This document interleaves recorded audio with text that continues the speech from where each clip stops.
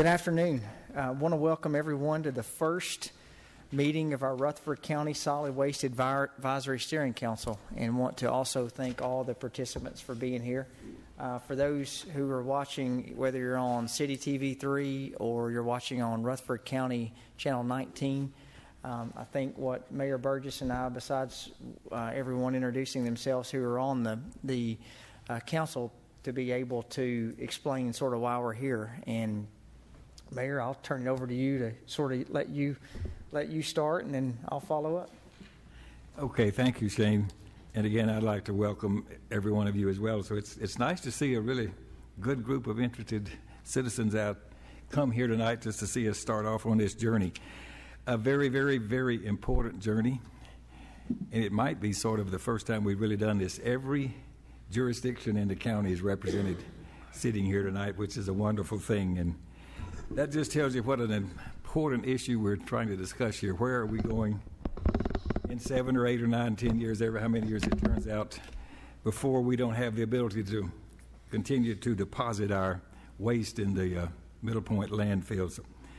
So it's a complicated process, as most all of you know very well, and it's going to take much effort, and we've engaged a pretty significant group of folks here to help us participate in this discussion, and we have selected Murfreesboro and Rutherford County, and now we've had all the other jurisdictions that come aboard with us, a talented group of consultants here that are going to be leading this discussion today. So we're going to hopefully develop some alternatives. Maybe we'll get one or two things that really will be important, some short-term, some long-term, but it's critical, folks, that we come to some reasonable understanding of where we're going, because the costs are just too great for us not to have really a well thought out plan. So we're just happy you're here, and we just hope that you'll all participate. And all of you, we've got some folks here that are we going to let them just introduce themselves? Yeah. Okay, so we'll just start now, and then we'll let our consultants take the leadership here. But Ms. Hickerson, start with you and just tell us who you are and what your role is in life. My name is Mary Hickerson, and I'm the department coordinator at the Rutherford County Highway Department. My name is Lenise Warwick-Patrick, and I'm recently retired from the Tennessee Advisory Commission on Intergovernmental Relations, and have been living here in the county for 35 years. I'm Andrew Ellard, and I'm the city manager in the city of Eagleville. Garland Russell, Fleet and Street Department, City of Laverne. Kyle Brown, Assistant City Administrator for Laverne. I am Michael Cush. I am a County Commissioner for District 7, and I am a environmental engineer with a degree from the University of Oklahoma, and have a long background in environment and civil engineering, infrastructure products, and stormwater quality. Shane McFarland, Mayor of Murfreesboro. H.G. Cole with the Smarter Town Council. Jeremy Harrison, President of All-in-One Recycling. Kathy Mathis, Environmental Science, MTSU. I'm Joe Whitefield, Assistant Vice President of Facility Services at MTSU. I'm Kurt Wade, City Councilman, Murfreesboro. Before we turn over to our consultants, would want, for those who are not familiar with the process, this started a couple of years ago, actually over a breakfast that Mayor Burgess and I had at B. McNeil's with Jeff Davidson and Rob Lyons, where we said, okay, we really need to talk about what's happening in the future. You know, we don't want to be the group to kick the can down the road and not do anything. And we've had to make some really tough decisions in Murfreesboro. We spend roughly $5.5 million a year picking up trash. And the numbers that we have heard that it could cost us double that moving forward in the future. So under Mayor Burgess's leadership, city leadership, and so excited to have all the jurisdictions represented, we picked through a competitive process, a very able consultant. The consultant that we had rose to the top of the ranks with all the people that were interviewed and also the groups that were surveyed. So we feel like that Rutherford County is in very capable hands with our group that is here tonight. And so I have just put the ball on the tee for you, teed it up, and we'll turn it over to you to sort of explain why we're here and tell us a little bit about your group. Okay. Thank you very much. My name is John Carlton, and I'm Senior Vice President with Gershman, Brickner, and Bratton. We're the lead consulting on the consultant firm, and we will do some introductions of our consulting team in a little bit. I'd like to just say we're very pleased to be working with you, and honored to be working with you to help create a vision for the county and the cities in the county on a strategy for solid waste.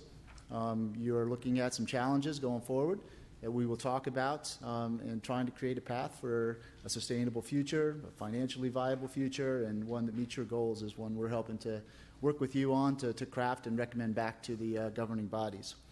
In your handout here, if I could just go through briefly what they are, you have a copy of tonight's presentation. Feel free to mark it up, put down questions you may have. After that is the agenda for tonight. If you see it, we have down to the minute as what we're trying to get through, 2.5 hours with a 10-minute break in it, so a lot to get through, and we will try to keep on schedule. We have a list of all the SWAC members that represent the county and the 4 communities. We have a draft of the charter for this group, and we'll talk about that a little bit. We're not looking for you to adopt anything tonight. Just for you to be presented to you and for you to consider something as a way to organize your body. And lastly, we have our scope of work. So the city and the county, we feel very fortunate to be hired by them to work with this group, and this is the scope that we were hired to do. So it gives you a sense for what has been asked of us and what we are hoping to accomplish through working with this group here. So with that, we'll go through the presentation and start it off. This is the agenda for all those in the audience too. We will talk, through these various things. We're going to try to get into why we're here, give you a little bit of background on why planning, what is solid waste planning all about. We'll talk a little bit about the state plan. We'll talk a little bit about what the counties and the cities are currently doing with solid waste management.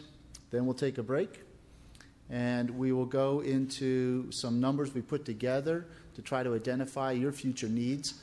We've done some projections preliminarily. We're going to get into that a little more as we go forward on that.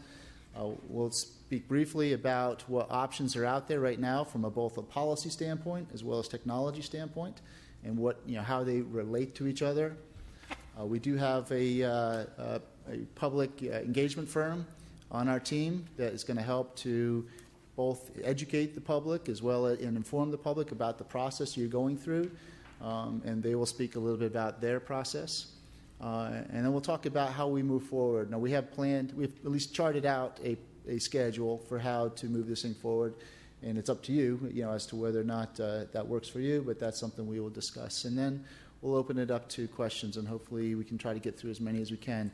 We're here to at least 8:30. We're happy to stay later. We want to respect your time as well, so we'll try to keep it to that schedule.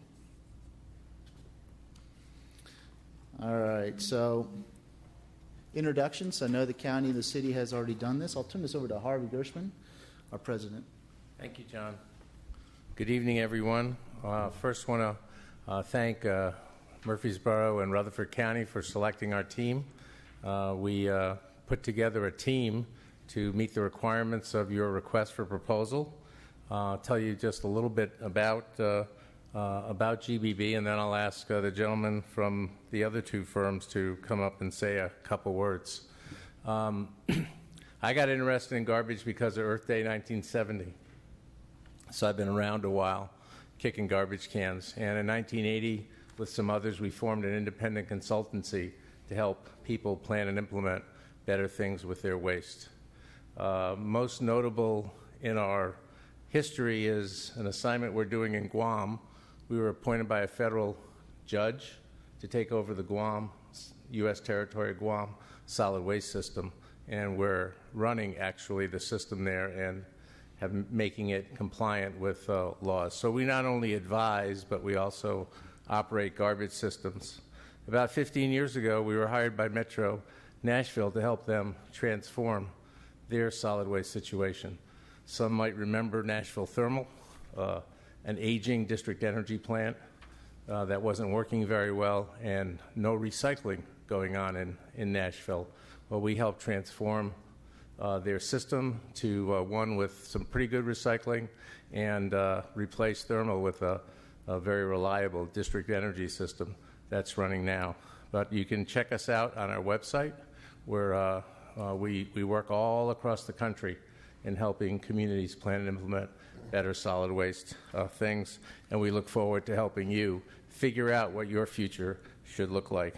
Dave, could you come up and say a few words about your company? Sure. Thank you, Harvey. I'm Dave Cooley with Cooley Public Strategies based in Nashville, and we work regionally with Harvey and a number of other firms. We're in the business of just trying to communicate the two-way street of communication. Certainly this issue begs that the public not only know what's happening in the county and the local communities, but also that they have the opportunity to have their own input. We bring over 30 years of experience to the job. Over that period, I've had the opportunity to both serve in and outside of government, and hopefully that will be an asset that we can apply to this project. And we have on our team a local firm that I think some of you may be familiar with also. My name is Jeff Postel. I'm an engineer, civil engineer, licensed here in the state of Tennessee.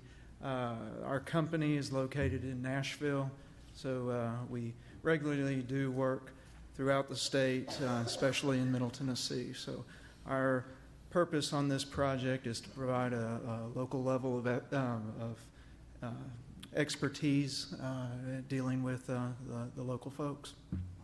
Thanks, Jeff. All right, now back to John.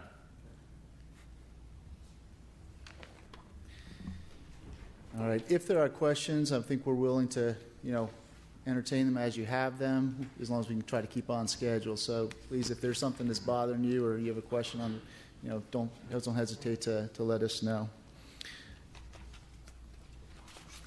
I'd also like to introduce Kate Vasquez.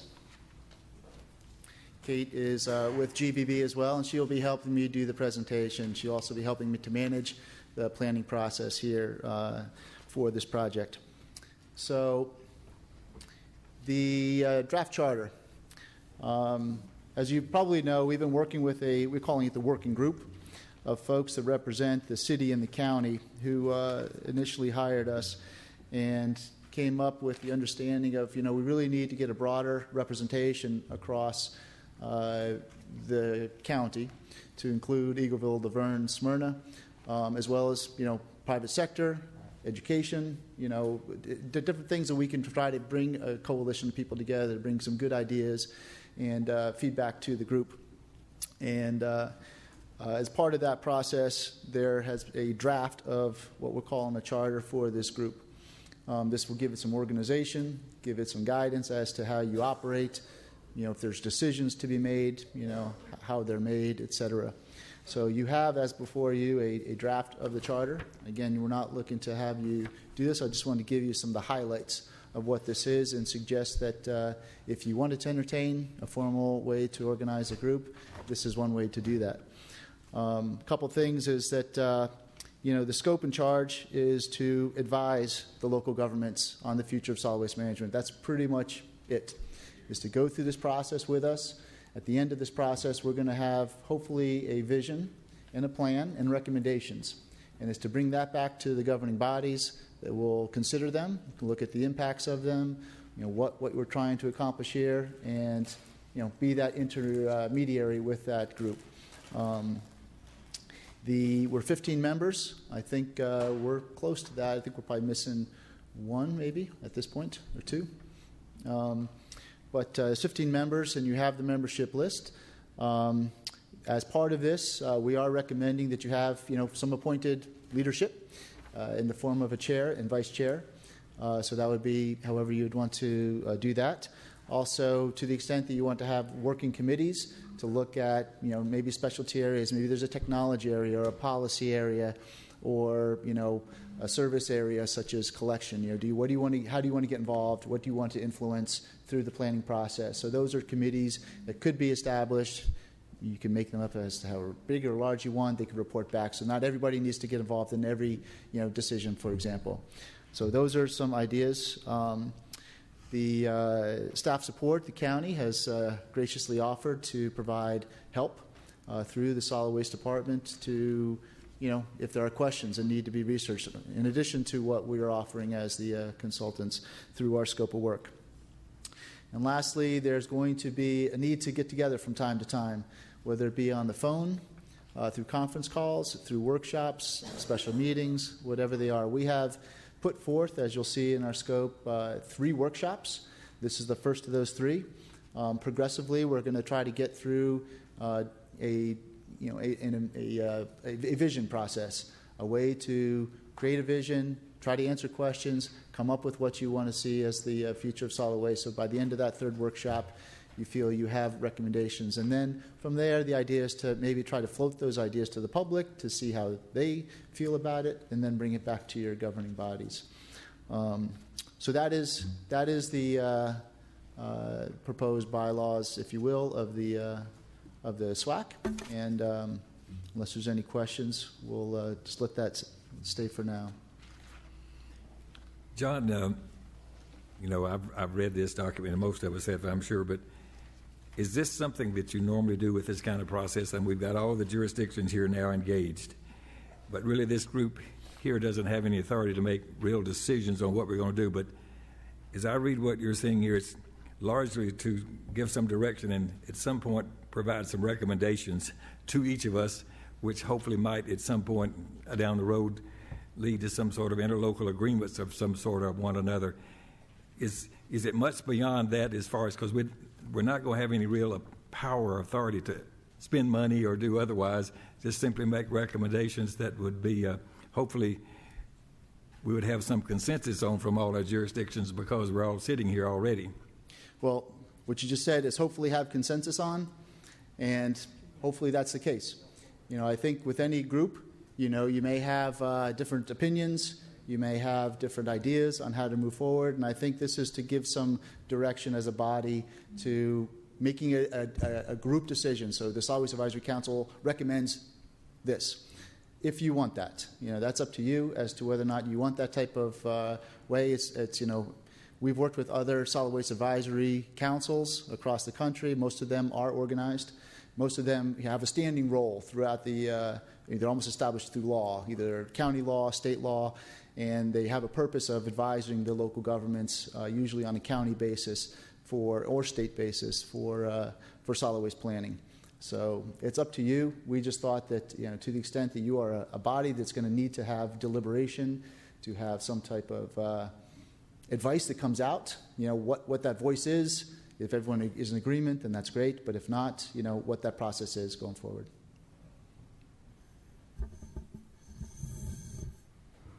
What's the wishes of the committee, Shane? What do you think? I mean, I don't think you want us to approve we're this not tonight. asking you to make decisions unless you wanted to have some discussion on that here. I think it's appropriate, since we have a pretty diverse section of the county and all of our jurisdictions that have approved.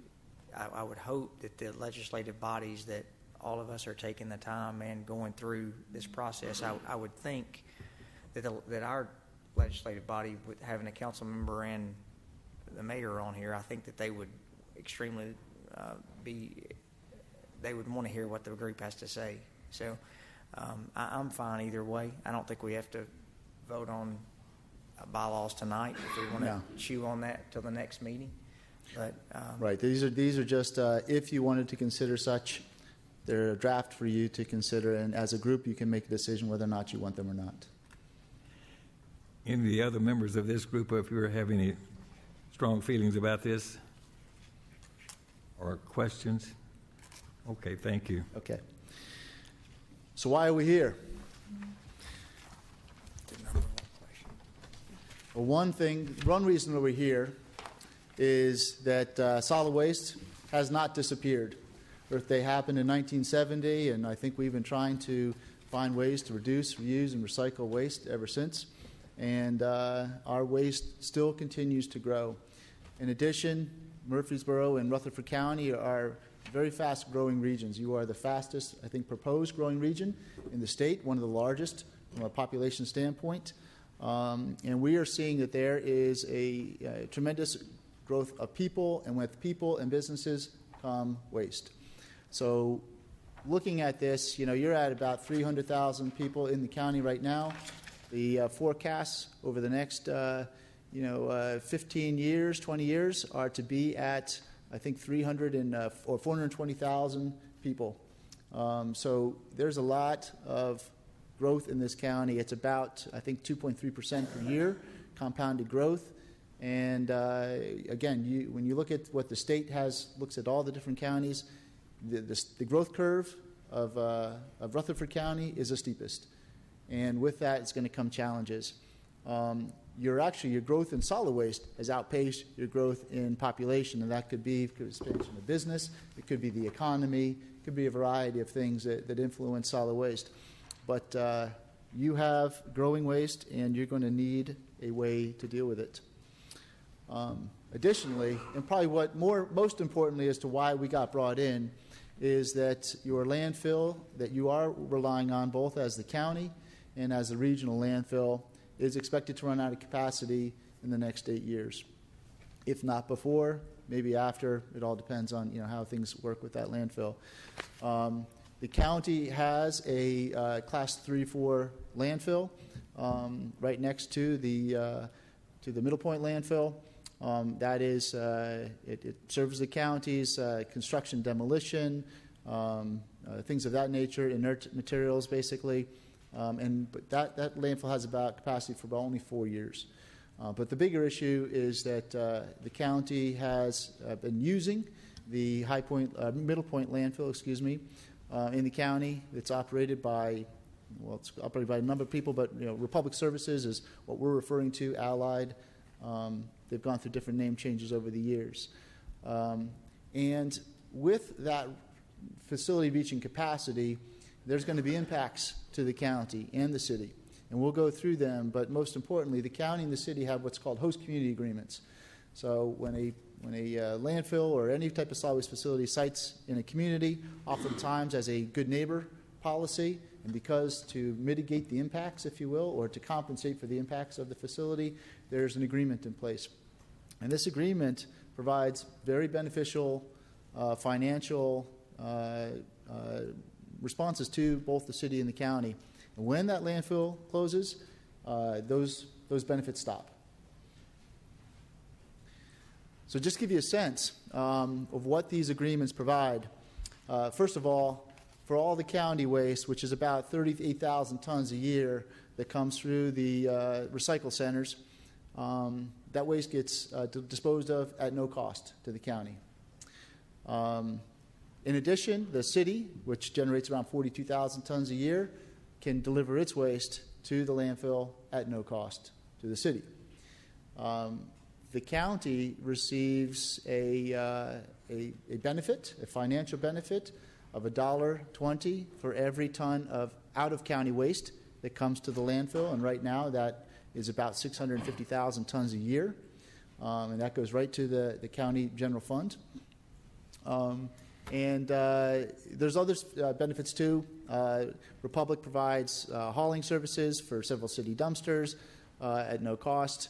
The city receives a premium on the leachate that is discharged. There are other benefits that are quantifiable, and to give you a sense for when that landfill closes, the loss of the host fee, which is that $1.20, is approximately 780,000 tons a year, or $780,000 a year. But more importantly, the free disposal that you're currently getting is if you went to a market rate of, say, $55 to send it somewhere, that's both a transportation and disposal number, hypothetically, that's over $2 million a year to the county. For the city, it's $2.3 million. So that's where the real money is going to come from an impact standpoint. In addition, as a result of that, you can expect that the cost of being a resident or a cost of doing business in the county will go up. because waste disposal is part of a city service. It's part of what the county provides as a service, and businesses have that cost too when they generate. So if that waste has got to go to a different facility at a different price, it's going to have an impact. So we'll next talk about comprehensive planning and why we are doing that. Kate will take that from here. Thanks, John. I'm Kate Vasquez with GBB, and I'm very excited to be here because I love solid waste planning. And also, my mom was in Band of Blue, and I came here 30 years ago, and as you know, it's a lot different than it was then. So we need to turn to this solid waste comprehensive planning to help us move forward with the challenges that John has described. Solid waste planning provides sort of the blueprint for what you're going to do in the long term. And you can see here some of the benefits of it. It's going to gather in information from the public, gathers in information from experts, both on staff and consulting. But what it really does is it empowers your communities to have the best possible system for all your participants in it. Now, GBB has done a lot of solid waste management planning, and we have some examples of these types of plans. Harvey is going to talk to you briefly about Maui County, which was one of our former clients with a very comprehensive integrated plan. The state of Hawaii requires the counties to do planning, and we were really grateful for that state law because we got selected to go to Maui to do a solid waste plan. Great place to have to look at garbage, and you can do some other things in between. But they had, they called it they had a solid waste resource advisory committee, sort of like you, and they really got into things. They were briefed on all sorts of issues. We sent you the link of that plan, which is still online. I think maybe some of the links are broken, but you all have access to that document, and we really want you to read that document. It was done a number of years ago, but not much has changed. So there's a lot of good information in there to read and understand, because that's what we're trying to do with this plan. We had the assistance there of some local mediators to help run the meetings, like we have with Dave's group, and we came up with both goals and scenarios of how their system would change and what the costs would be for doing that.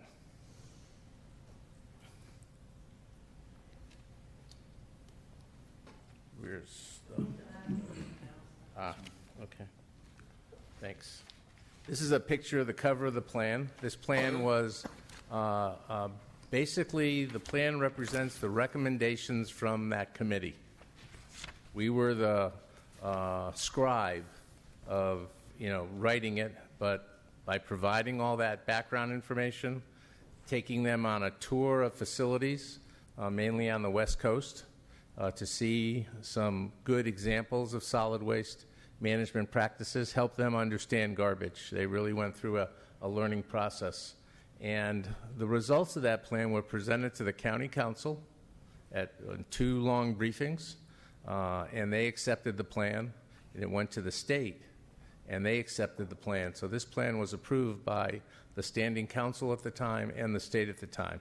So we really encourage you to read this carefully, and feel free to send us emails with questions and bring them up at the upcoming meetings as well.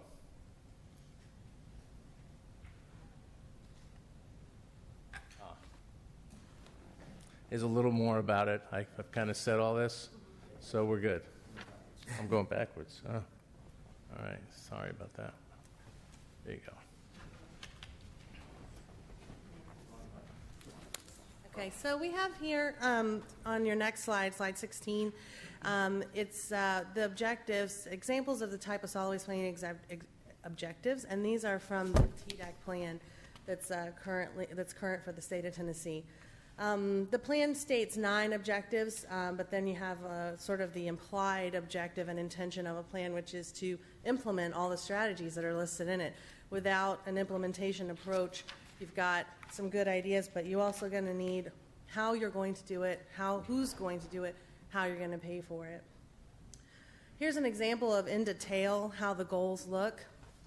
The first line on slide 17 is a goal of reducing waste generation. That's a pretty ambitious goal that you see there, reducing from a statewide average of a little over 5 pounds per person per day to a little more than 3 pounds per person per day. Line 3, goal 3 of the statewide recycling goal shows the current state rate of 33.9. We'll show a slide coming up here that's going to look at your tons generated in this area. You're slightly below that, but there is a lot of room for improvement, and 45% is a good goal that is very achievable for the state. So to talk about the current status with your programs in this region, to go through these quickly, I'm going to have John come back up and go through these.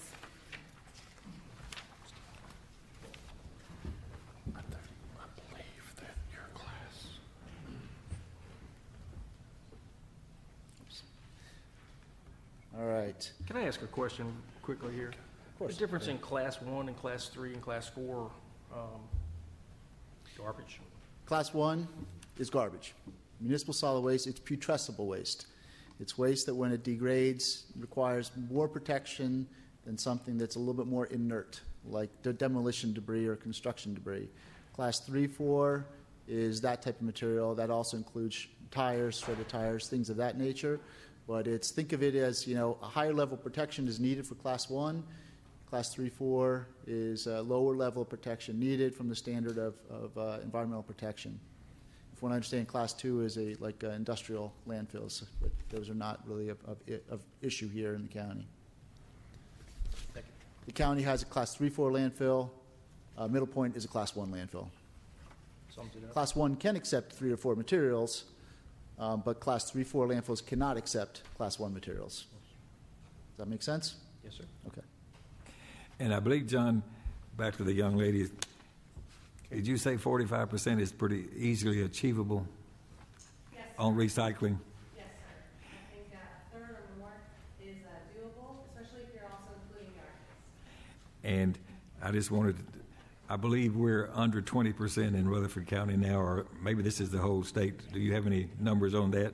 We have some coming up on a later slide. Okay. Looked at your current disposed and your current recycled and recovered.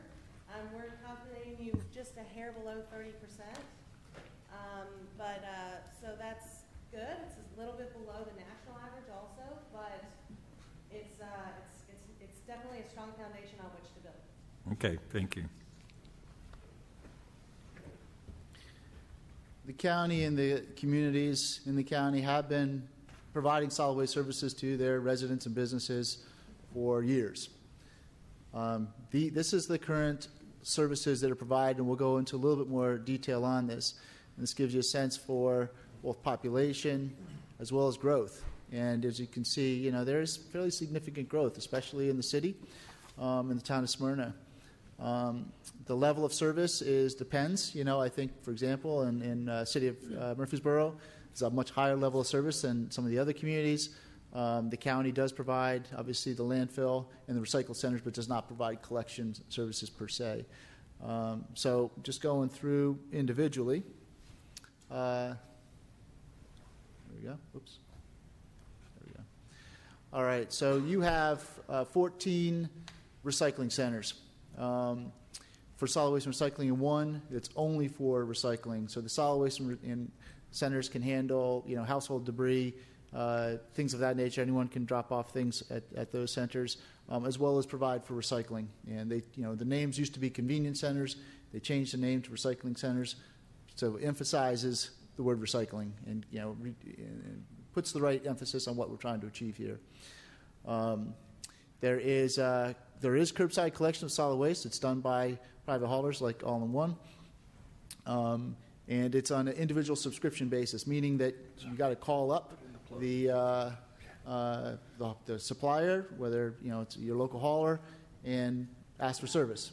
And they bill you directly. There's no government involved in between. From what we've seen, it's about $17 a month for solid waste, and I think it's around $14 a month for recycling. because there's not a economy of scale. That recycling number's a bit high, but I think compared to say other communities that have a comprehensive recycling program, because you don't have house after house that you can stop in and then get some economy of scale. But those are the current prices. As we mentioned about the county landfill, it's owned and operated. The class 3-4 materials, yard waste, brush. C&D stands for construction and demolition. So C&D, we use a lot of acronyms in our industry, so if we ever start spitting stuff out that you don't understand, please stop us, because Lord knows we don't want to miss you on some concepts. Again, we have about 4 years of capacity there. And the bigger issue for the county and the cities is Middle Point Landfill. Republic Services owns and operates. It is a Class 1 facility. It can handle other materials such as Class 3-4, but it's primarily looking at Class 1, and again has about 8 years of capacity. In the city, there is curbside collection provided in carts being 96 gallons. I think that's about a half a cubic yard as things go. And solid waste is provided in those carts, as well as brush collection in the city. Both residents and small businesses that kind of collect like residents. So if you're a business and you can put out your waste in a 96-gallon cart, I think you're offered service through the city program. The city also has a mulching facility where they take the brush that they collect at the curb, they bring it over, they process it, they grind it, and they provide mulch free of charge to people that want it. The recycling, the convenience center, where is where the recycling services are provided in the city. Sorry, a little finicky. Smyrna provides brush debris, yard waste, brush collection services to their residents. They do it through their streets department. Things are collected in craft bags, which is brown paper, heavy-duty brown paper bags, and it's taken to a mulching site.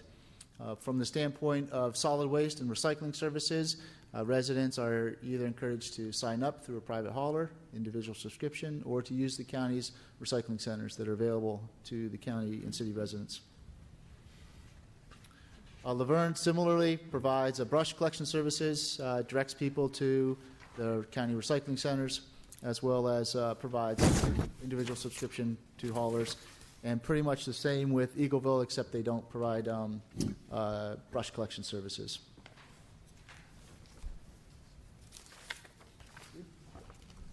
Okay. What would be good to know is if anyone knows the subscription rates in the cities, what people are charged per month. Is it different from what we described for Rutherford County? The 17 and 14. And the 14 for collection of waste and then collection of recyclables. Is that about the same amount? As I understand it. I don't personally use a private collector, but from conversations with people, the last I knew that was the area that was in.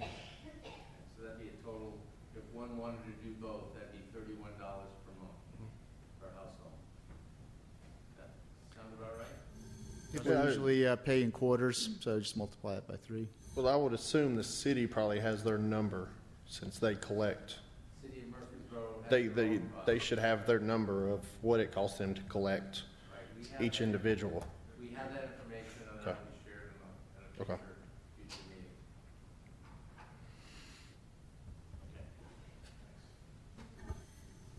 All right. So looking at slide 25, this is the slide I was referring to before, Mr. Mayor, showing some aggregate data for 2015.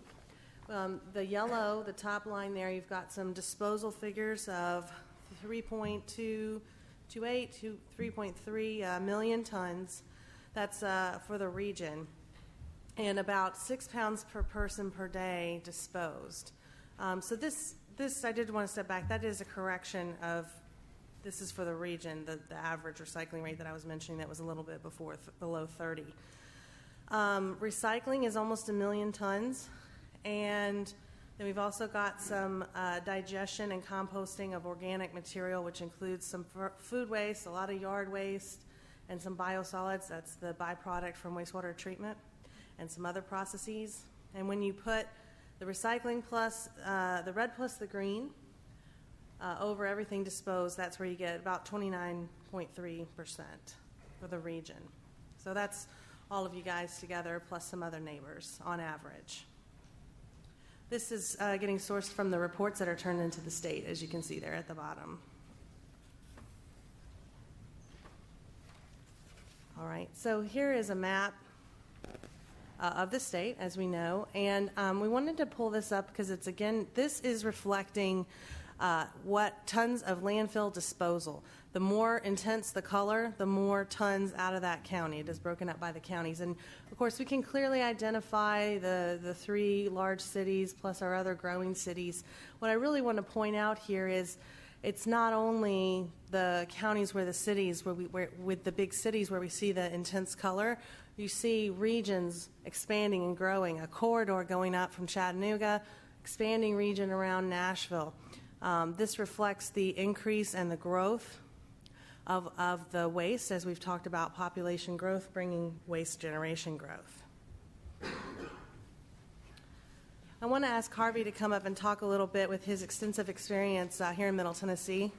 I saw Harvey present about some of his Nashville work once a long time ago, and it won me over to come to GBB, so take it away. Thanks, Kate.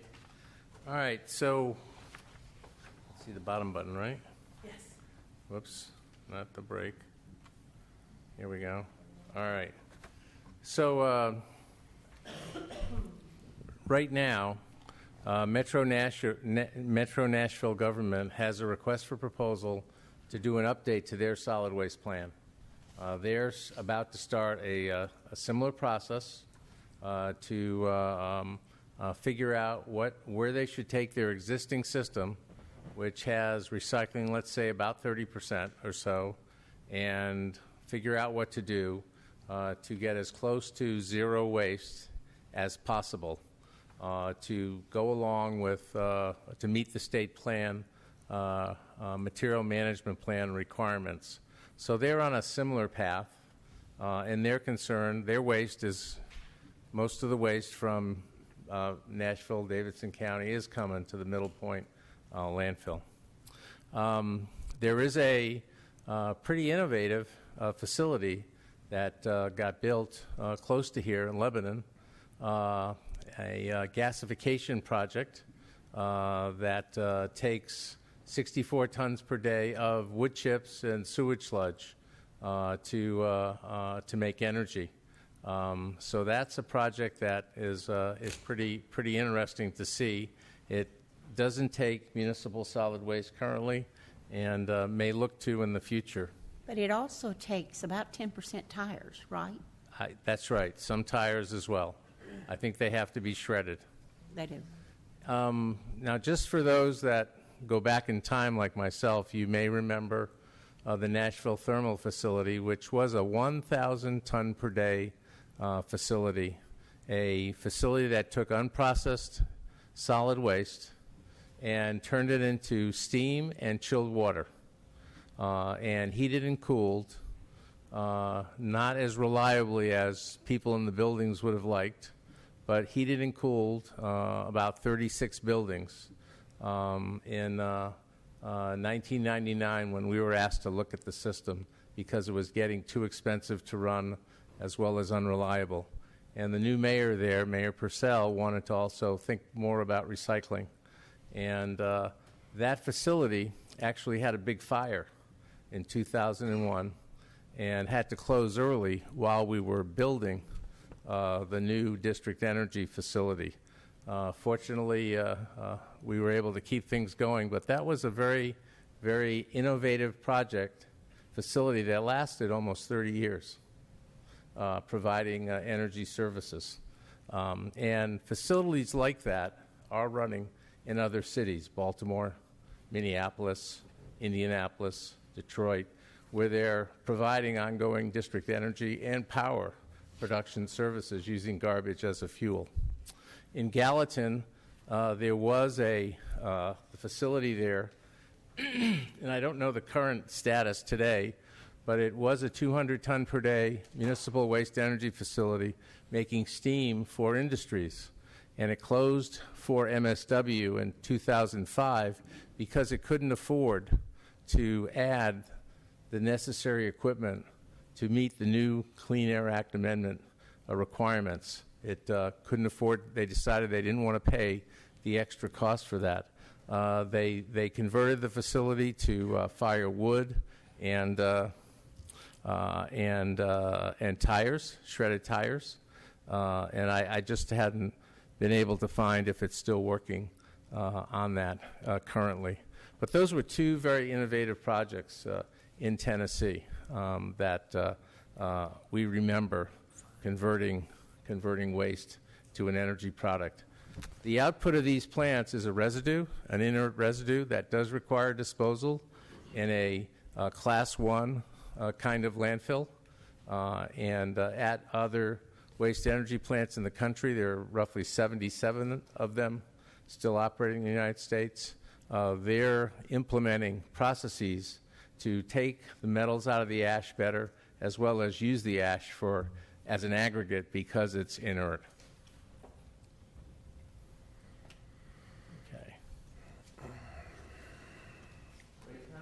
We're moving ahead of schedule, so if you'd like to keep going. If everyone is okay, I think we're on 48 minutes. If everyone's okay, are we good keeping on going? Let me ask a question.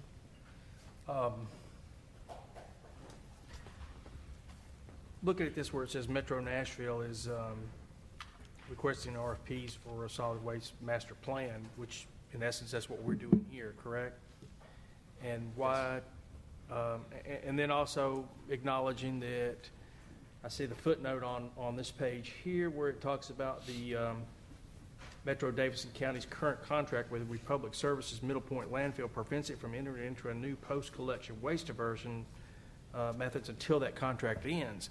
But looking at those things, I don't understand why, with this being a bigger issue as it is, it's a Middle Tennessee issue, and why are we here, and why is this not being looked at in a completely regional manner? And Mayor, we had some discussion about this, and I guess the simple way to say this is we didn't know how we were going to coordinate with Davidson County. They're so much bigger than we are and doing so much more than we are. We didn't know how we would have a real significant voice in that whole process. And we were already further along than they are. They're several months behind us already in this discussion. So that may not be a good answer, but that's about what it amounts to.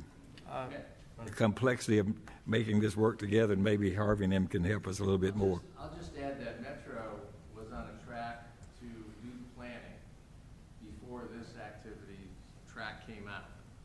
And they are guided by a regional board, Davidson County Planning Board for solid waste also. So they've got people organized, talking, that have helped scope this request for proposal. So they were on a track. And then there was this track, and they started talking, but the tracks were, I think, so far down the road that right now they've got separate trains going on. That doesn't mean that as this train develops a vision, it couldn't go over to the other train and see if there's some way to work together. That's for you to decide, since you're the guiding group. The jurisdictions are looking to you to say whether you think that's a good idea or not. But that's where things are. And they've taken RFPs, right? I mean, as far not as yet. As of yet? Yeah, they take RFPs next week. I think part of the consideration is that the city and the county, please don't let me speak for you if I say something out of tune, want to make sure that the city and county's interests are looked after, first and foremost. And that, Davidson County and Nashville have a much bigger waste need. They're actually one of the biggest user of the Middle Point landfill, so they're very much impacted by what's going on as well. They don't get free disposal, so they're not going to be impacted from that standpoint. But if they have to go somewhere else, it may change what they do. So, there's some interests that are aligned and some interests that may not be. And, I think that that's just a consideration, is to make sure that the city and the county and the communities and the people here and the businesses here have a plan that speaks to them. But I don't think that anything here, necessarily prevents you from having discussions with other regions or other communities. Part of the thought is that this may end up being a regional approach if the SWAC, wants to recommend such. There's clearly advantages from economies of scale. Certain technologies won't work at low scales. Certain technologies will. Transfer technologies, they can work at very low scales to a landfill. But let's say the more advanced technologies, the energy recovery technologies, some processing technologies, even some recycling technologies, need a certain economy of scale to make them economical and competitive on the market. Waste is a free market in many respects. There's nothing that governs where it goes per se. It's considered commerce under the Constitution, and so they have freedom of commerce, and there's ways government can affect that, and we can talk about that if there's happens. But without some governmental interference, it's traded like a commodity. Yes, ma'am. Just one question on slide 27, the third dot in the top section on Metro Nashville. It refers to the metro region. Is that just Davidson County, or is it broader than Davidson County? It's just Davidson. It's just Davidson County. Yep. Nashville, City and Metros, Nashville, and Davidson County. Its official name. The RFP is actually issued on behalf of both of them. It's coming out, or that was coming out, and the proposal's coming in. It's actually issued on behalf of both the county and the city. The board refers to itself as a regional board, but it's just a board from within the outer boundaries of Davidson County, is my understanding. And this sort of is a point along these lines here. Rutherford County, if I sort of added up the numbers you gave us earlier, we're generating about 730,000 tons a year, I think is what I came up with. 2,000, is that correct? No. Just Rutherford County, not all this other thing. Well, actually, that's the next slide. I'll be happy to pull it up. Oops.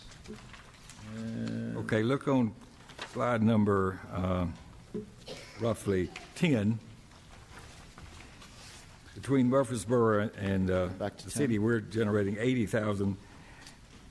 No, I meant to say everything that's coming in now is about. That's what goes in the landfill. That's not what you generate. Well, that's actually what the city and the county goes into the landfill. Collect. So the county collects waste through its recycling centers. That's how the county collects waste. The city collects waste through its curbside operations. But there's more waste. There's homeowners that have waste that are outside. They don't bring it to. There's businesses that have waste that don't bring it to the recycling centers. So when you add that in, it's more than the 38 plus 42, which is 80,000 tons. So 80,000 tons is what the city and the county currently control through their operations. But as you'll see on the slide we'll get to, we think it's almost closer to 300,000 tons that you're currently disposing as a county. Now, one thing I'll say, though, is that the county serves as a region. I should say not the county. The Middle Point landfill serves as a regional disposal facility. And I forget the number, if it's like 13 or 19 counties that actually, or communities that actually bring their waste to the landfill. It's quite a lot. Some in much smaller quantities than others, the biggest one being Davidson County, Metro Nashville. So 650,000, of the total amount of about almost 1 million tons that goes into that landfill comes from out of county, but the rest of it does come from within the county. And how much do we know is being hauled by private haulers in our county, just within our county? Everything but 80,000 tons. So we think that... I'm talking about just for Rutherford County residents.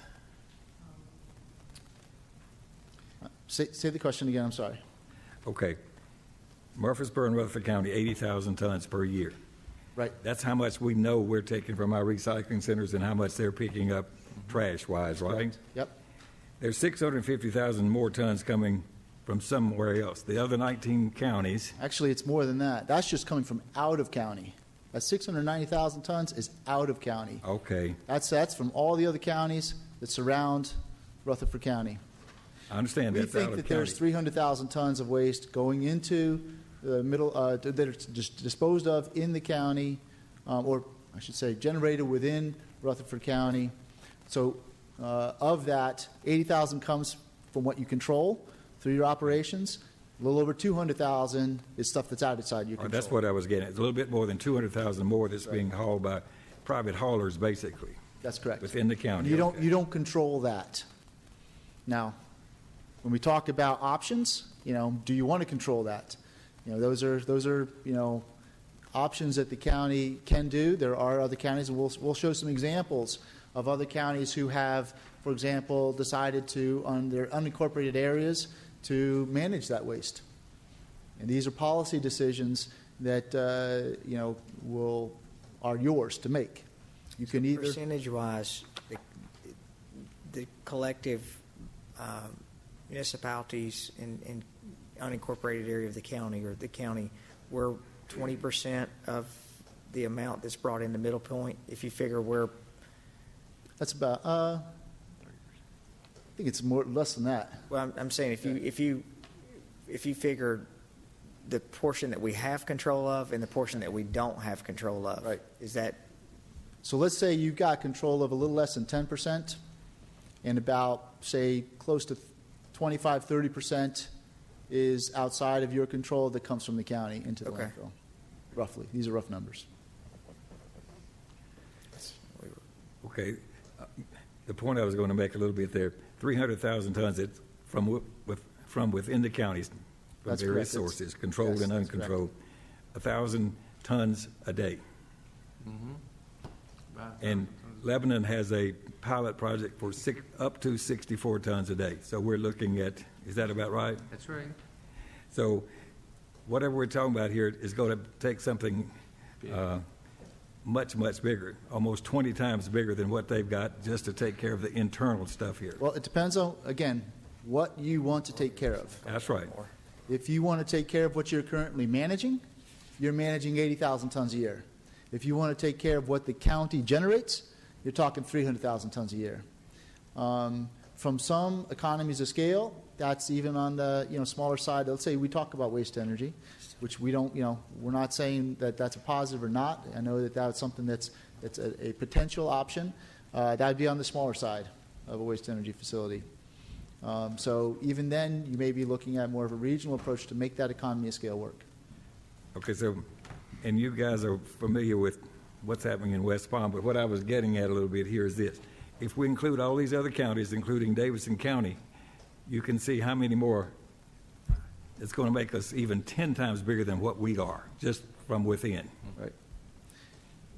There's a lot to think about. A lot. There's a lot to think about as to how much you want to take on, who you want to partner with. When you partner with someone like that, it's a long-term marriage. You got to make sure that that's the right person you want to walk down the aisle with. We get to billions of dollars instead of hundreds of millions. That's correct. And we'll actually present some information about the Palm Beach facility. And when we go through examples, we're going to show some examples how some other communities have gone through and implemented systems, both from a rural standpoint, from a growing standpoint, which you are, and from a more sophisticated, advanced standpoint, so you get a sense for what people have done at different scales. Let me add one more thing to that number. That total trash number in the county is what's going into the middle point. You've got other private haulers that operate in Rutherford County that haul it outside of the county. So that 300,000 tons is not all the trash generated within the county.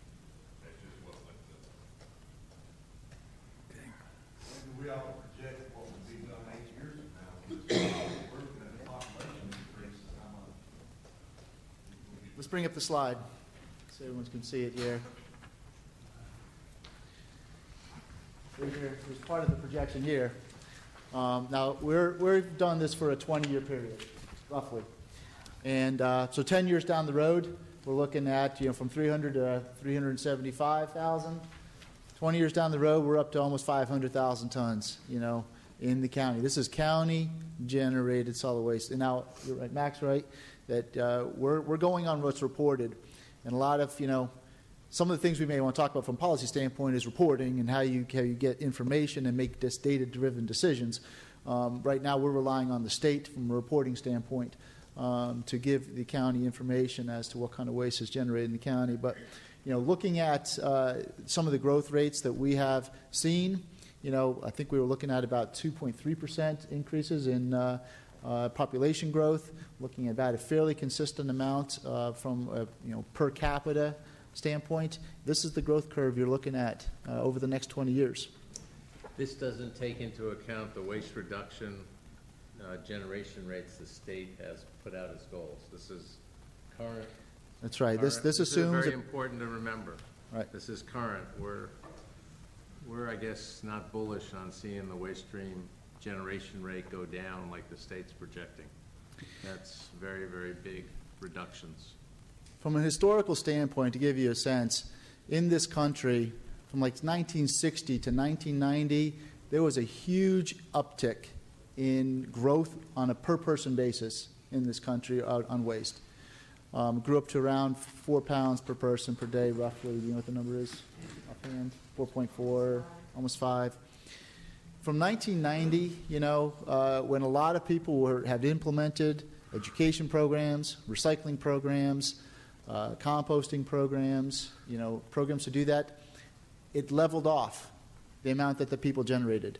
But since population was going up, the amount of waste kept going up in this country. So there's been a lot of emphasis and a lot of attention tried to reduce waste on, from a homeowner standpoint, from a business standpoint. And while some programs are successful in that, as a nation, we have not seen, let's say, noticeable decreases in solid waste generation on a per-person basis. And in fact, because population is going up, waste generation continues to go up in the country. So this is maybe a conservative estimate. I mean, who knows? I wish I had a crystal ball to tell me what's going to happen here in 20 years. But these are fairly standard from a standpoint of our planning projections.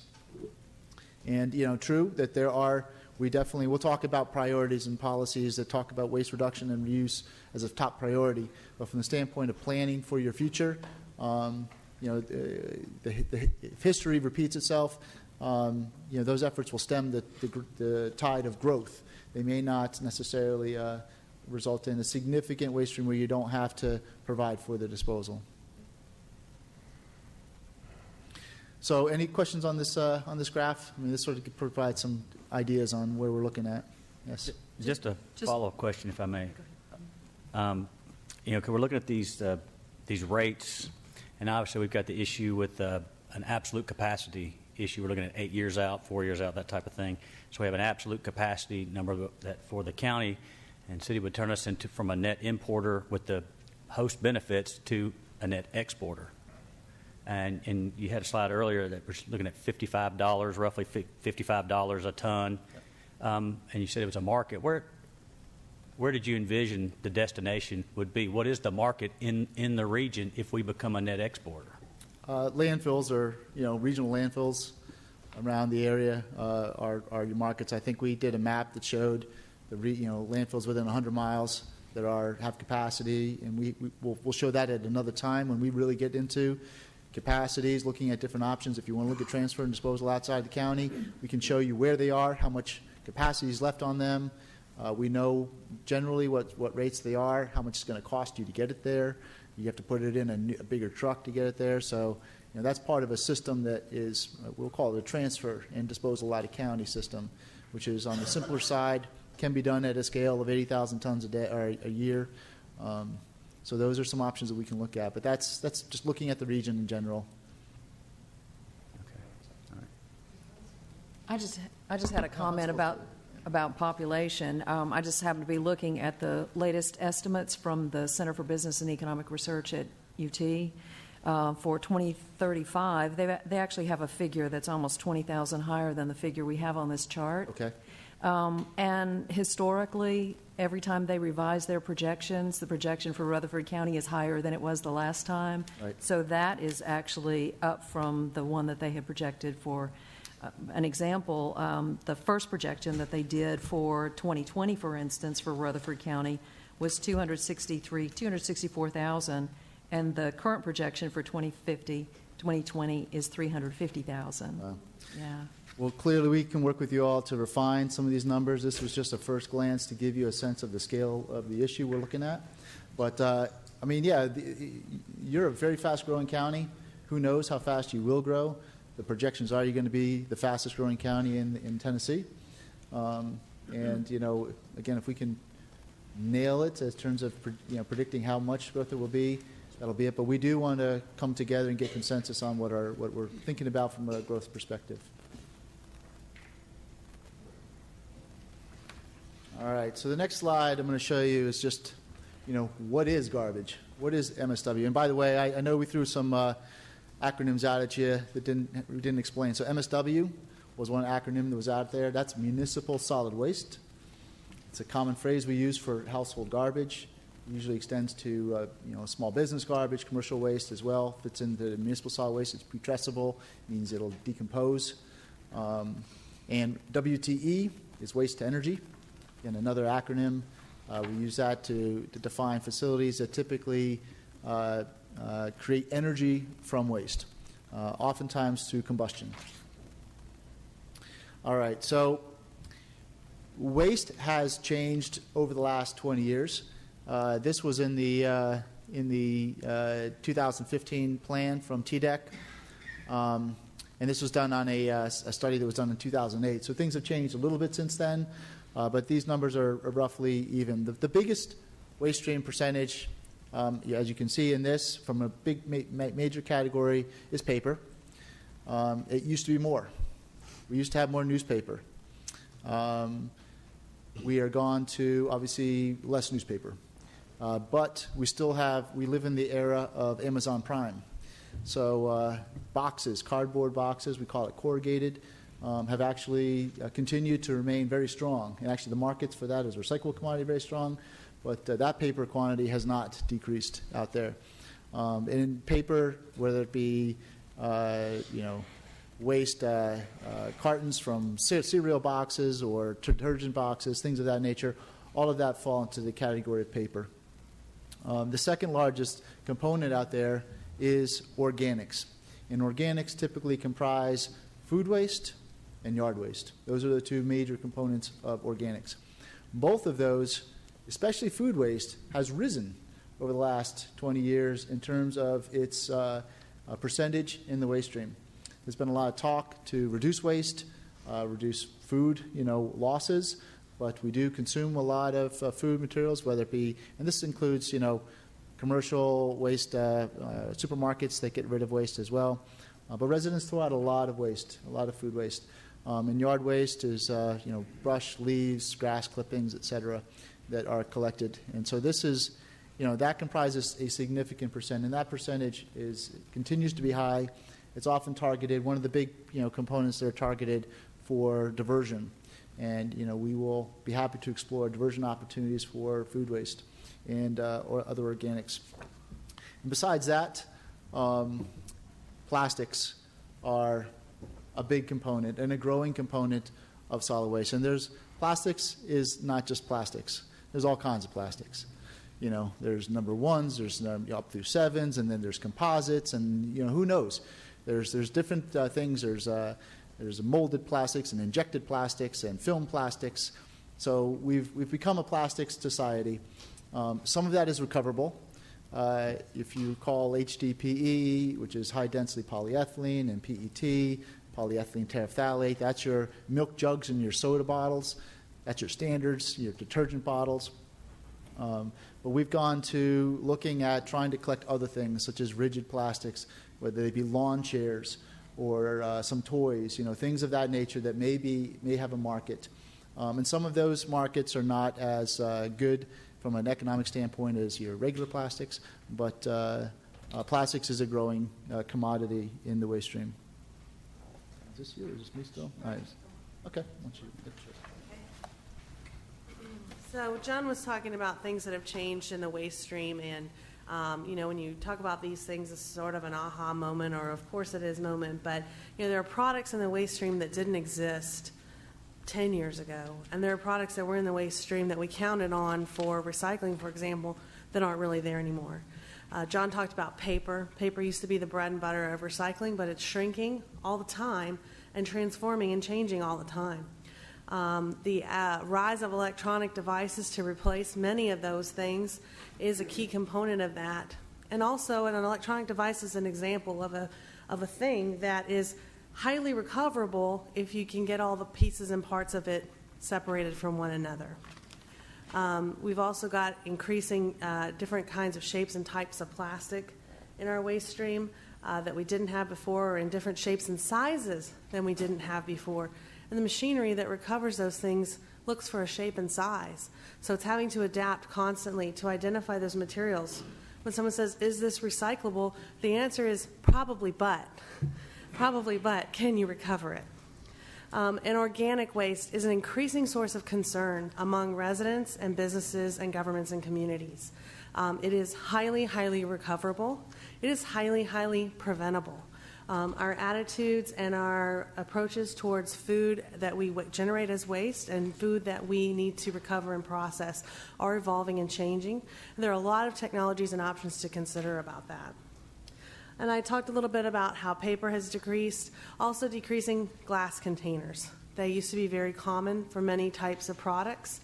They are decreasing but becoming more common in other types of products. So they are, again, evolving and changing.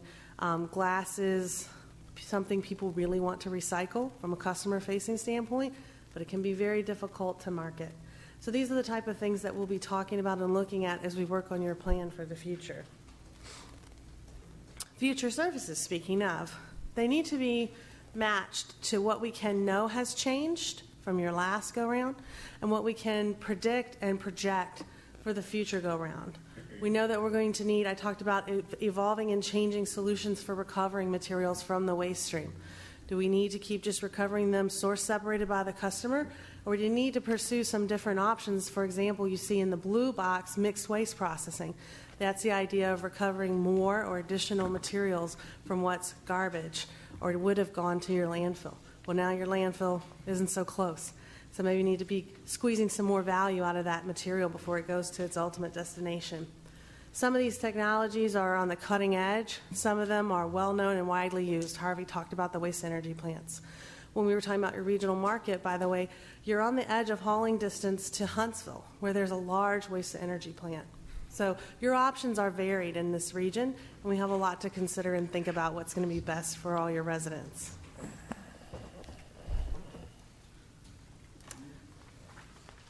I'd like to offer you all a break at this point. If you'd like to take a 10-minute break, it's up to you.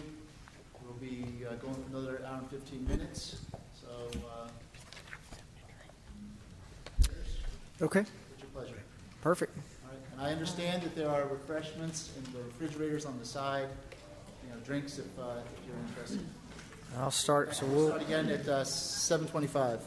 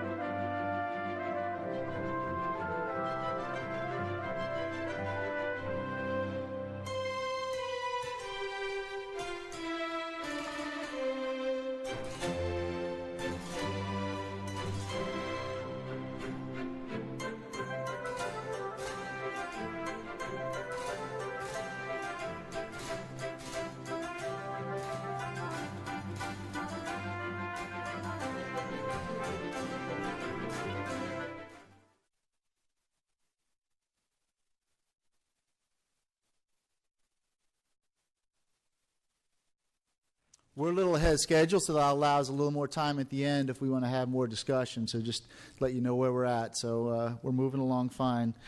The next section we want to talk about are approaches. Approaches from the standpoint of policy, standpoint of management techniques, as well as technology.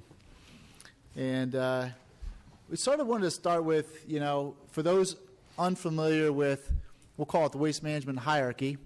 This is something well established within our field. These are from the U.S. Environmental Protection Agency, but again, they sort of do reflect what's typically considered the policies that are generally most preferred. Most preferred being at the top.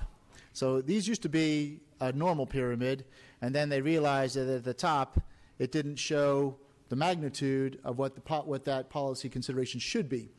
So they've actually inverted the pyramids. On the left-hand side of the screen is on the right-hand, so we'll start with the right-hand side of the screen is your waste management hierarchy. At the top of that hierarchy is to not produce waste, is to reduce the amount of waste. And that can be done through purchasing habits, that can be done through manufacturing, bringing your own bag to the grocery store, reusing containers at your house, reusing boxes, whatever it may be, going to the thrift store. That's reuse and reduce. After reduce and reuse, typically people look at recycling and composting of materials as the next best thing to do with waste. And that's source separation, typically. And when we say source separation, that means we recover it before it goes into the waste. It never hits a trash can. It's recovered by the homeowner. They put it in a separate container. They put their compostable materials in their backyard composter, or they send it to some regional facility. If you do brush, it's taking the brush out, putting it to a brush facility. That is source separation. And recycling and composting are considered next on the hierarchy. After that is energy recovery.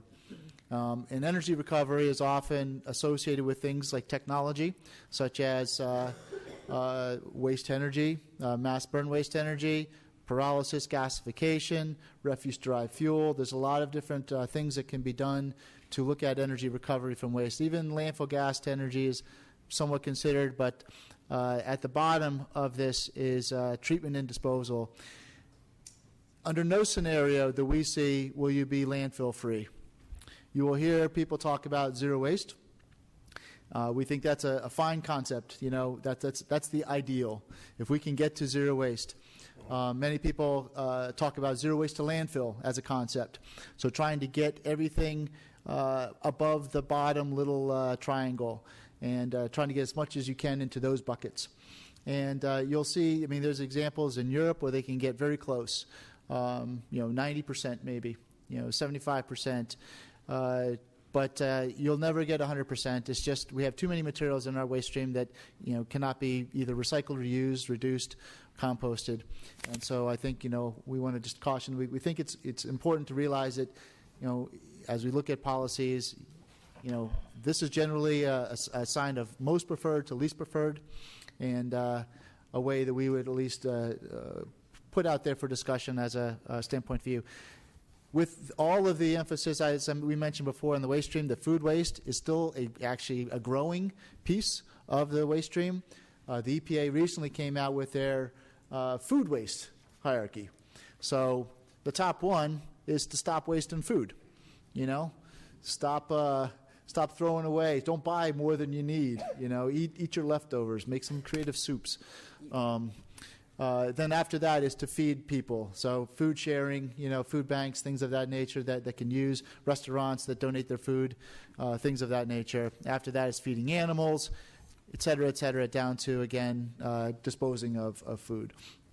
So there is the emphasis, again, looking at highest and best uses. As we look through policy decisions and planning, these are things just to keep in mind. Now to just throw a whole lot of stuff at you. This is a decision tree, if you will, and options of things that can happen after you do source separation.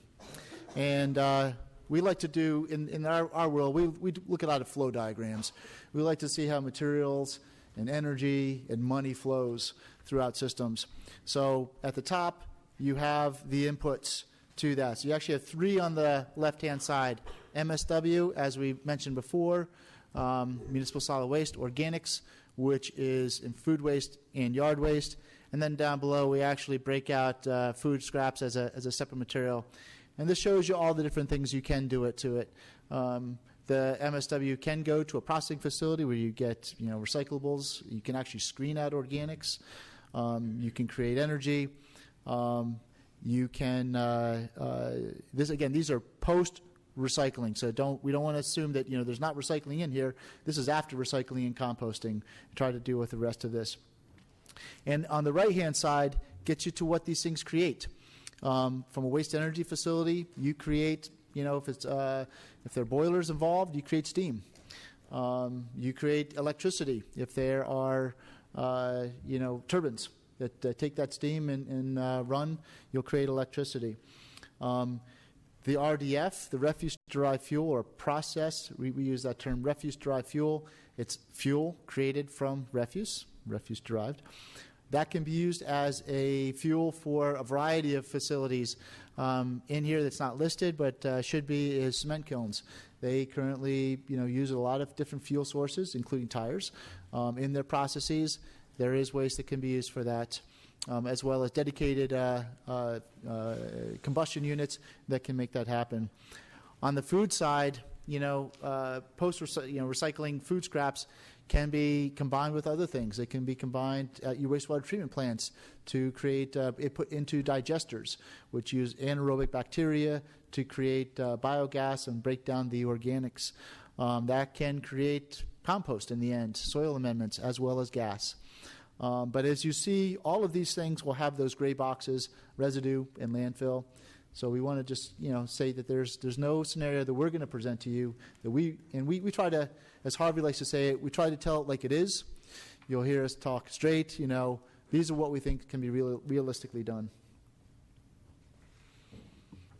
From this standpoint, we want to talk about the fact that you start with policy, and here you're going to first probably consider things like policy as what you want to do. And eventually these policies will be brought back to your governing bodies who establish policies for your communities, whether they be the counties or the municipalities. Some of the policy decisions that you can do involve, what kind of influence do you want to have on the waste stream? You may have heard the term flow control.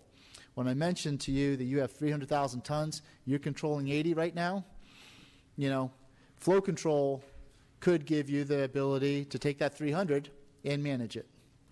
It would be done by ordinance. It would have to be done very carefully, in careful consideration of the law, to make sure that it's constitutionally done.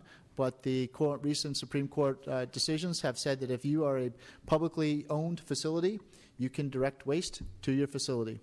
That's in the public good. It sort of balances out, the commerce with the public good that comes from managing solid waste. We're not saying that that's what we recommend. We're saying that that's a policy decision as to how much you want to exercise your control over the waste that's out there. Likely to, what type of service level do you want to have as a policy to your residents and businesses? Right now, private haulers like All in One provide a curbside recycling service. They do it if people want it. The county, except for the city of Murfreesboro, does not provide curbside collection of waste. I don't think there is curbside collection of recyclables by any municipality or county in the county. So are these things that you are looking for? Is that a service that you think is important? Many communities, and we'll show you some that as examples that have taken that as a policy decision and have offered that up. Franchising is a way to also manage competition within a county.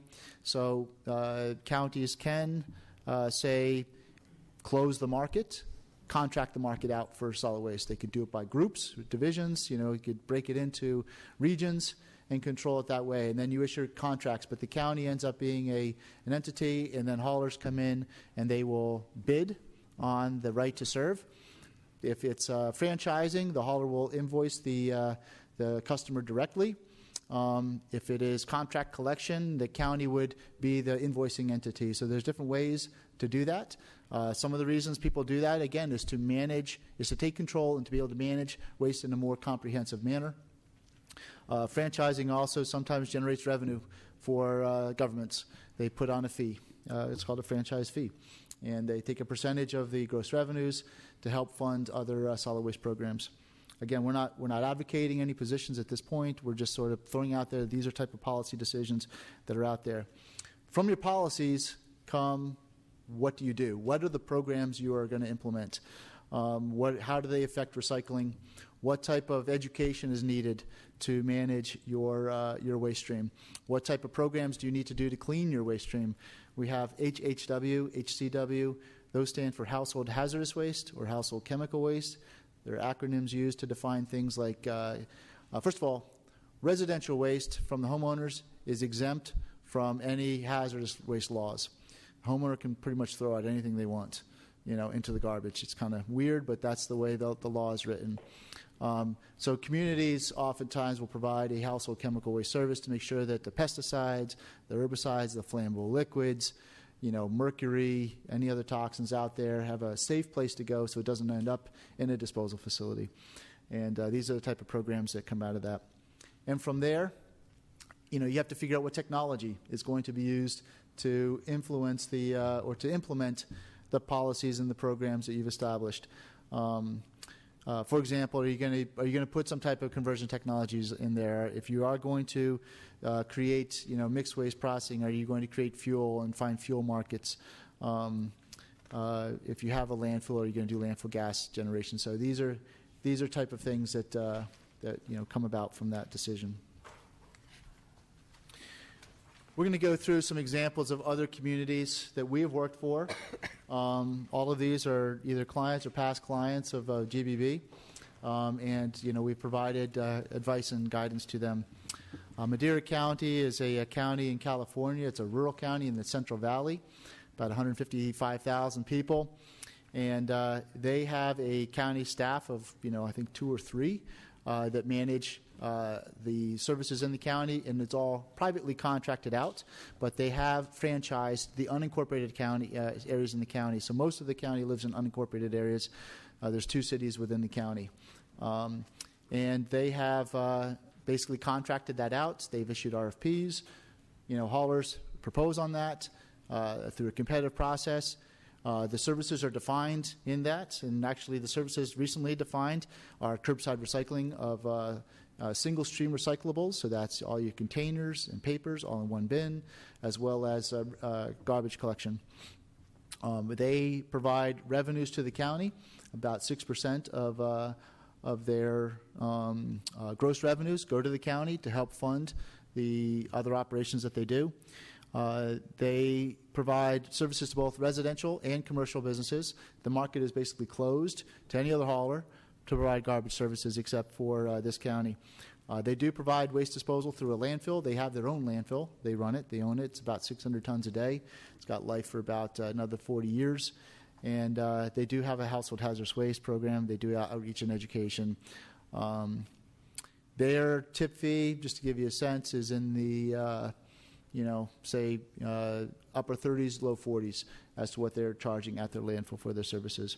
And they do use technology. They do use a landfill. They are using materials recovery facilities. We call them MRFs.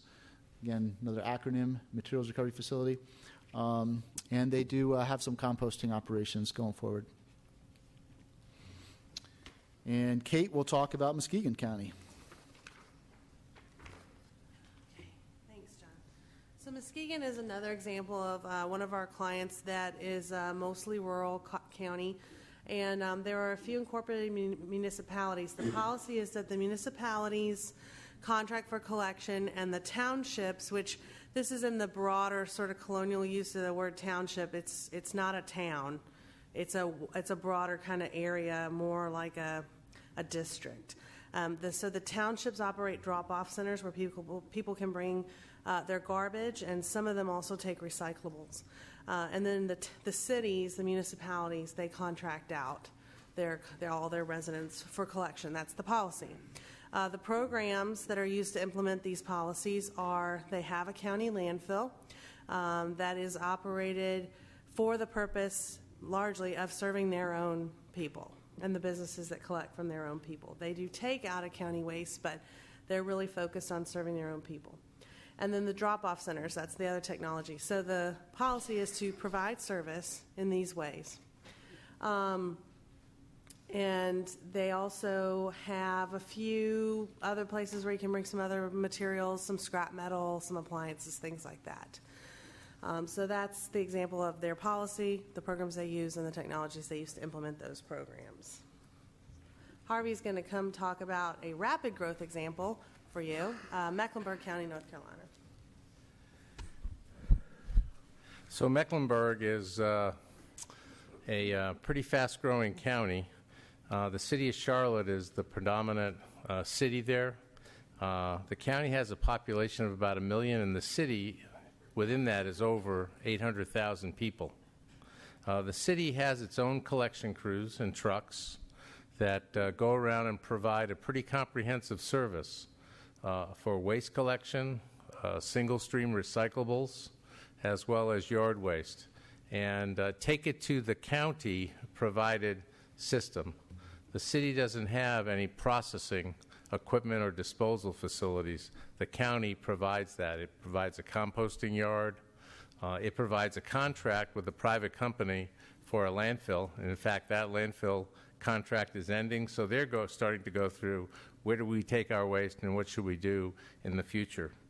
The county owns a MRF, a materials recycling facility, where the single-stream source-separated recyclables go, and they have a contract operator for that MRF. It was built a number of years ago, and it was a pretty state-of-the-art system that they're having some difficulties with because it needs to be upgraded for the change in single-stream materials that it's getting. Their recycling rate is about 35% in Charlotte, in Mecklenburg County. The county doesn't provide collection services for the people in the unincorporated area. They're on a subscription basis, and all the commercial is on a subscription basis also, an open market basis where people can, commercial businesses, large multifamily properties call up and contract for service. Again, the city does provide some multifamily for the smaller properties. They have recently, under a private development, had a private company take a brownfield site and reinvent it into a environmental park where they're implementing anaerobic digestion, inviting industries that can convert recyclables to products, and trying to create a local, regional, circular economy. So they're doing some very interesting things there. In Lee County, which is Fort Myers, I'm a Red Sox fan, so I really like Lee County because the Red Sox train there in the winter. But besides that, this is an unbelievably fast-growing county. It reminds us of you all in terms of how fast it's growing. Now, in Florida, the state required counties to start doing some planning for disposal because the groundwater in Florida is like 6 inches from the top. I mean, you dig down with your hands and there's water. It's real close. So they didn't want municipal landfills, so they really got aggressive with planning systems back in the late 70s, late 1970s. So you'll see in Florida a lot of counties that have what we call an integrated, a fully integrated waste management system with a lot of recycling and a lot of processing, waste energy plants, as well as landfills, as part of the county system.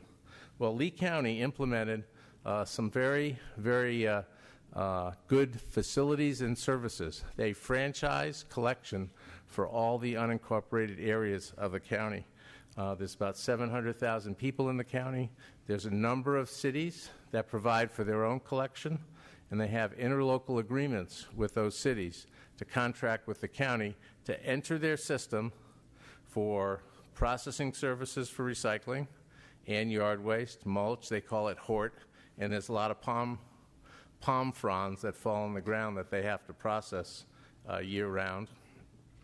They also handle biosolids in their system.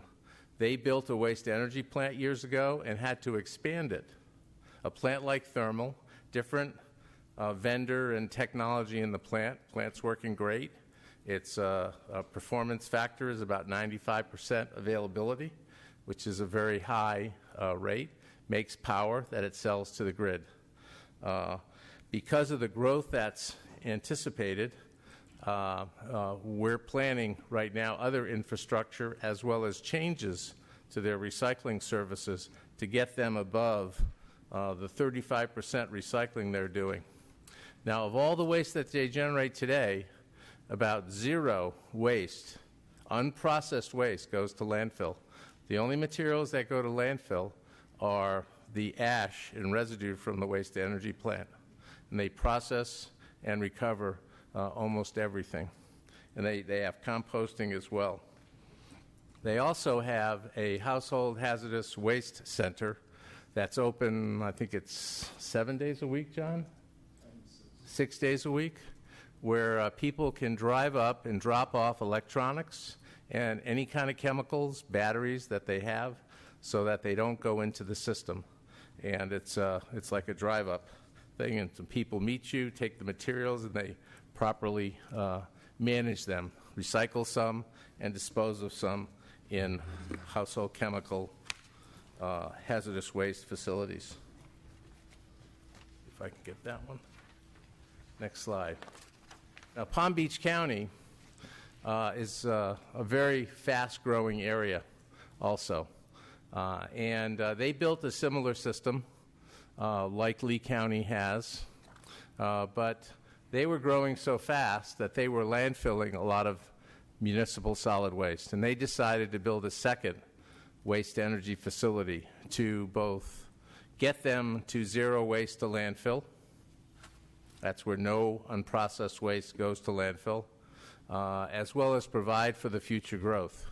So they built a 3,000 ton per day mass burn waste energy plant that started up in June 2015.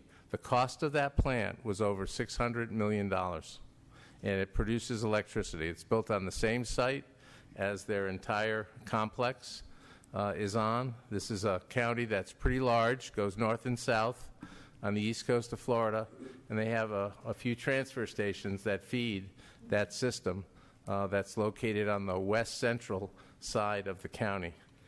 Very, very expansive. They also caused a franchise collection system for their residents to be implemented. They hire contractors to go and collect the waste, collect the yard waste, collect the dual stream recyclables. Dual stream means that you have a stream with containers only and then a stream with paper only. So they have two streams. Now the more common practice is single stream, where you put the paper in containers in a large cart and collect it, and then you separate them all together. But they're still using the dual stream. Their first waste energy facility was one that processed the waste first, made refuse-derived fuel, pulled out the metals, and combusted the rest in a dedicated boiler, the same kind of boiler like a semi-suspension boiler that's used in electric utilities for coal firing or used in sugar mills to burn bagasse during the sugar making process. Very successful system operating very reliably for the communities. These communities in Florida have household rates that are in the $30 to $35 per household per month range. Okay, and because they've provided a system for all the residents, they've achieved some very good economies of scale at the tonnages that they're responsible for managing. Florida is an excellent example of where counties have been given the responsibility through state law to provide for a system to support the collection of the materials and meet also some very aggressive state goals, recycling goals, and landfill diversion goals. Okay. All right. Before we go to public outreach, let me just ask if there's any questions about that aspect of our presentation before we change subjects. In looking at this one in particular, the two Florida, the waste to energy, do you know the energy generated? Yes. A ton of garbage roughly generates about 600 kilowatt hours per ton net for sale. The older the technology, a little less, maybe down to 500. The newer technology, I think the guarantee might be about 650 kilowatt hours per ton from a waste energy facility. Is there a specific makeup of that waste stream that it has to be?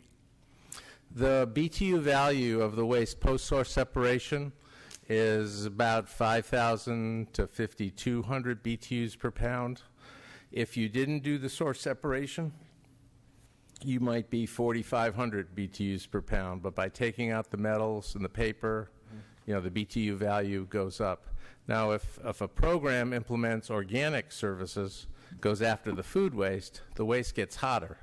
So what happens there? You can only put in less tons into that same combustion system because it's limited really by BTUs, not by tons. It's limited by the amount of BTUs that can go in it. That's a good question. Do you know whether or not Florida Power and Light, is this considered a green energy? A renewable energy source? I think it is in Florida, but the value of power has decreased significantly, not just in Florida, but all across the country because we have an abundance of natural gas. Right. So it's, even though these are renewable energy, they're not as attractive. The value is less. We've got so much solar coming on and wind as well. There's less demand for renewable energy from solid waste. Not all states classify solid waste energy as renewable. That's a state-by-state decision. The federal government does refer to solid waste energy as renewable for the portion of the waste that's biogenic, that came from renewable sources, which is about, Department of Energy says that's about 65% of the waste stream is biogenic and would classify as renewable. So if that facility in a state that's called renewable, where it calls renewable, and you go to get renewable energy credits, you would only do it for that portion of the power that comes out. They're not worth that much anyway yet, but hopefully they'll be worth more someday, or we'll value them more someday. Other questions? Okay. Right, Dave.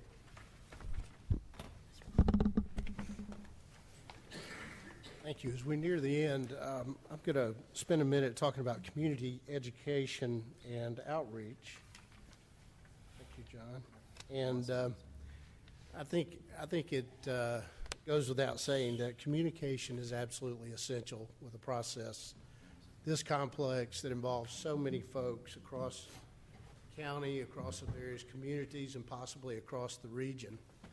And I dare say that communication is all the more important when we start talking about the economics and the ability and the will to pay for a process like this. But before I get into too many specifics, I want to indulge you in just a very quick and light story since we've been through quite a bit of conversation that didn't have a lot of humor to it. I can remember when I entered government back in 1991, kind of wet behind the ears and working with Metro Council, 40 members of Metro Council, and we're trying to pass our first budget, and it's a big day and a big deal, and there was some controversy over an issue involving a subsidy to the symphony orchestra. And so the debate went back and forth over a $2 million subsidy, and it was getting pretty heated, and suddenly up on the second row, a councilman's shoulders about this big, and He stood about this high, took a microphone, he waved it. He said, "Mr. Vice Mayor." The Vice Mayor punched his button. He said, "You're recognized, Councilman Tabasco." And he said, "I just want to say one thing." He said, "I'm against this $2 million to the symphony." He said, "The people over in my district in East Nashville, if they want to hear symphony music, they go to the funeral home." Well, that was just a clear case of miscommunication. We want to avoid miscommunication in this arena.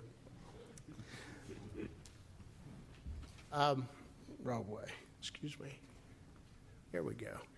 We plan to, the communication, as I said earlier, is very much a two-way street. And we have a wide range of constituencies that have to be touched, as you all experience every day. We have suburbia with Rutherford County, but we also have rural Rutherford County. We have commuters in Rutherford County who really spend very little of their time trying to understand what's happening in their community because they may be working in Nashville or in Williamson County. You have an MTSU large constituency, and so when you sort of put this in a ball, it becomes a pretty complex communication exercise.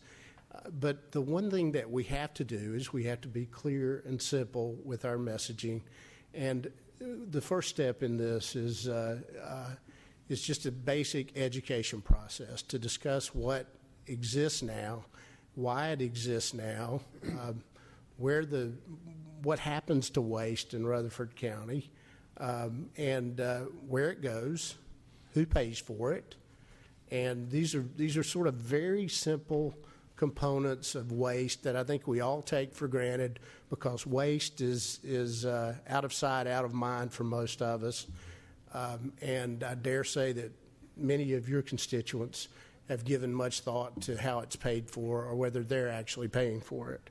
So on our staff, we have a media specialist who will be working with the conventional media every day to determine kind of new angles to tell this story and help educate the general public. We also have a community engagement specialist who that job is all about reaching out to the community in the various neighborhoods. We've identified 50,000 members are members of Facebook and listserv groups that we'll be reaching out to.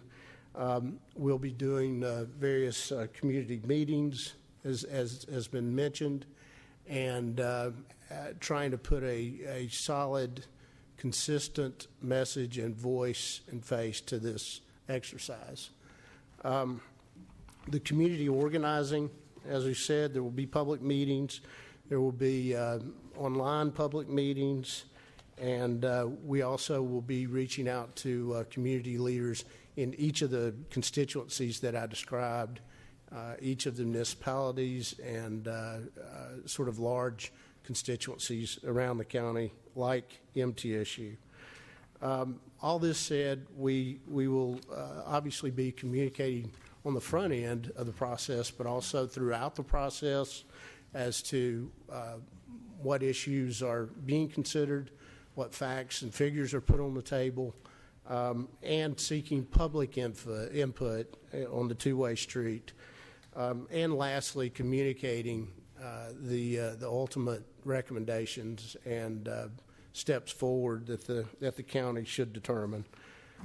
As we step through this public process, though, I would encourage all of you to not hesitate to reach out to us if we're missing constituencies or if we're missing certain points that you feel like aren't penetrating into the general public. You know, people are barraged with just a mass amount of information right now or in this day and time, and so we can't take for granted that they hear our message. So if there are no questions on the communication piece, we'll move to the proposed schedule.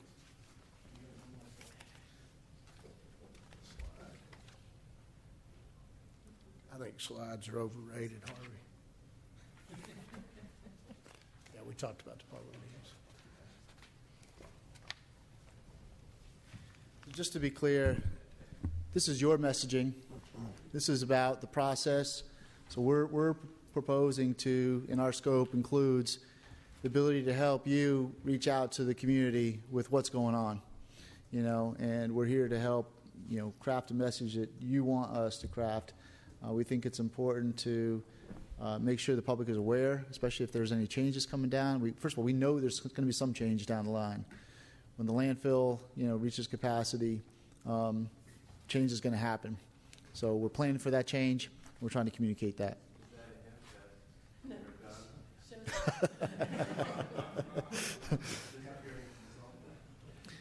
All right.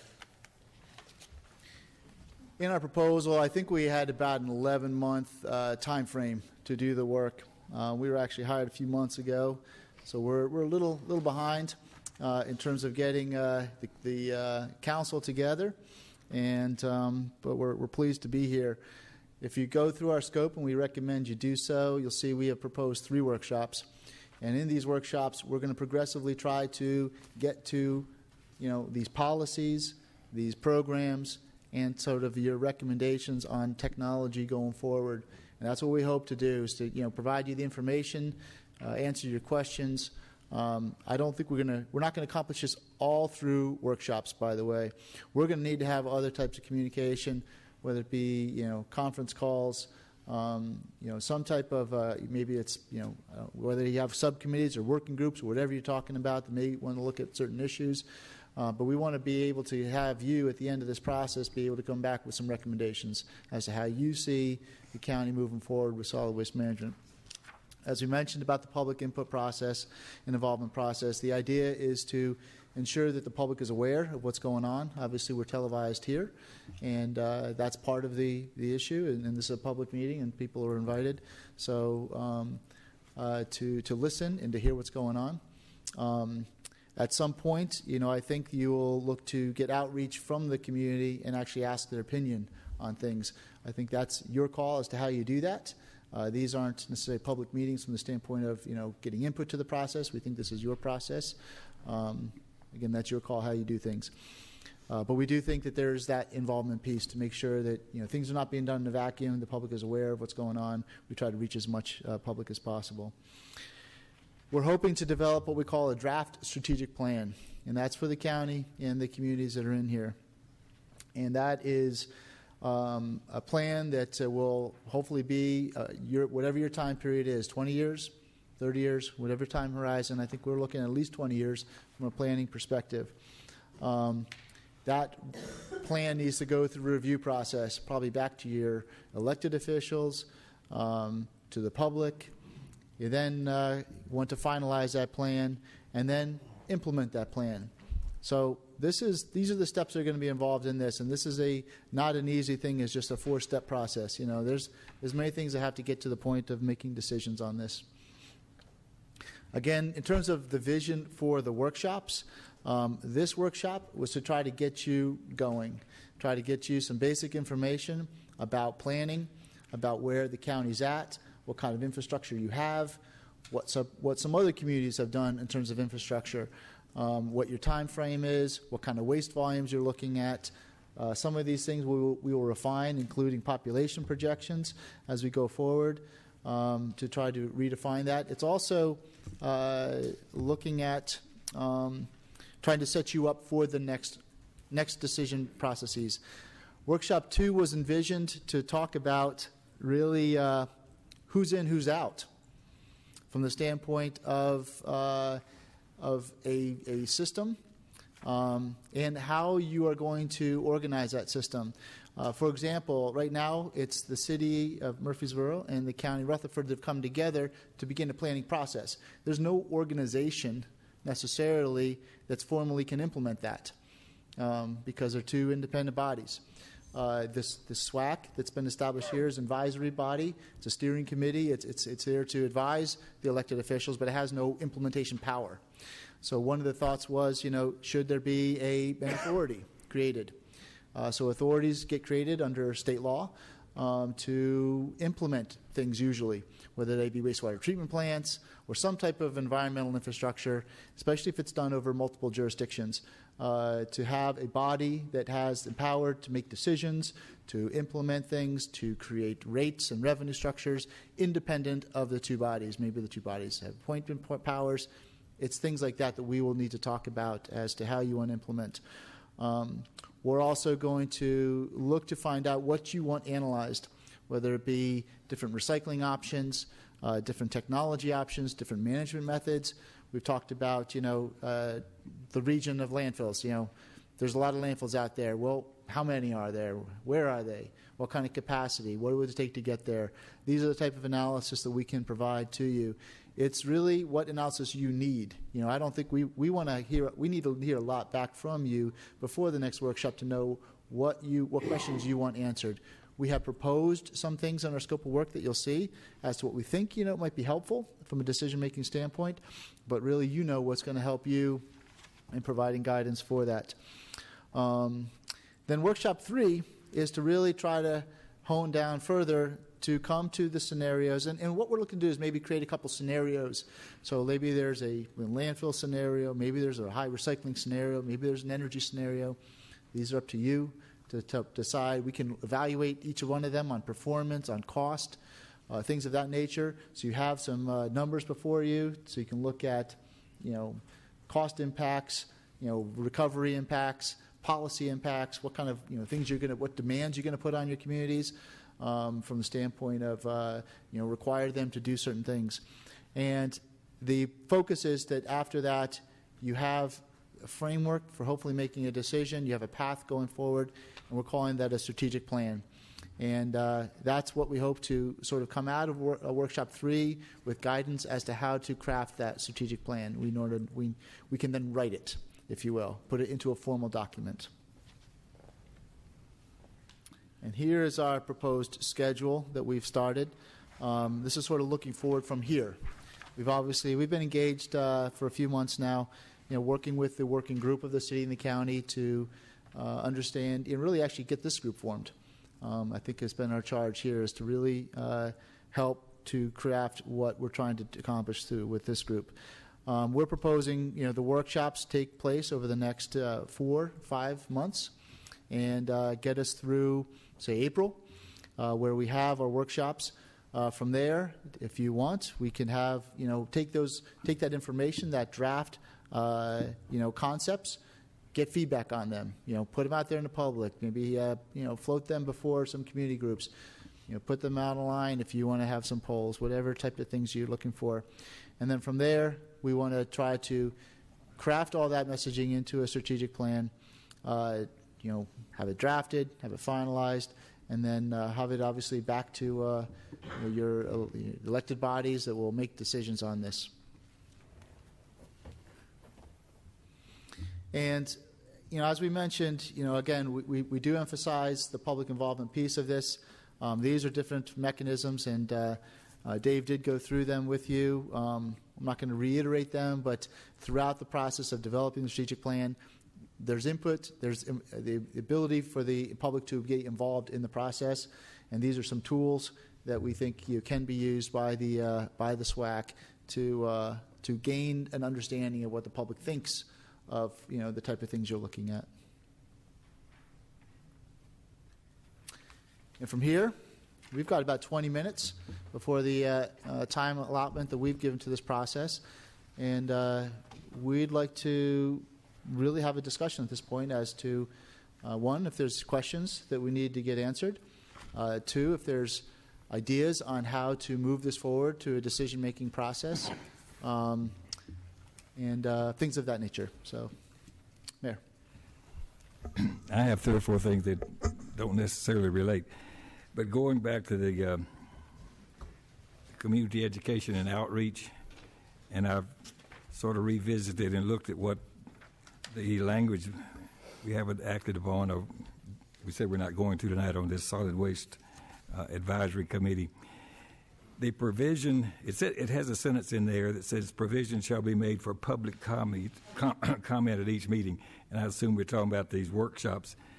So we've had one workshop this is workshop number 1.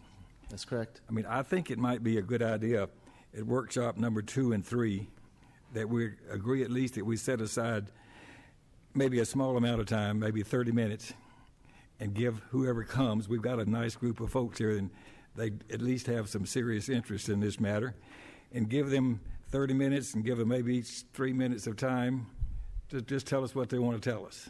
Now, I don't know, you've got other community neighborhood meetings and community service organizations and several things, but if somebody's got to really put together a plan that's going to address this, and I suppose this Mr. Cooley, is that right, that you'll be doing that, but I don't think, I think we have these many folks coming. I think we ought to let them have a little time here just to tell us what their take about all this is and give us some feedback. So that's one thing.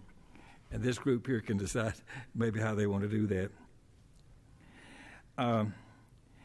And between now and workshop 2, you're not going to be hearing from any of us unless you one-on-one call us or ask us for our input or something. I don't know how this might work, but I think there's probably 4 or 5 folks on here that if you could get them to volunteer and participate and use them as a little tool, as a sounding device, as you're thinking about this stuff over the next few weeks before workshop 2 takes place, maybe you could get some more intimate feedback. Just an idea. And as we get more seriously down the road on what we want to do policy-wise and procedure-wise, you mentioned there may be a necessity for some state legislation. So once we get to some of these ideas that might require something as far as how we can actually implement policies, and that's allowable within the state, you need to help give us some direction there.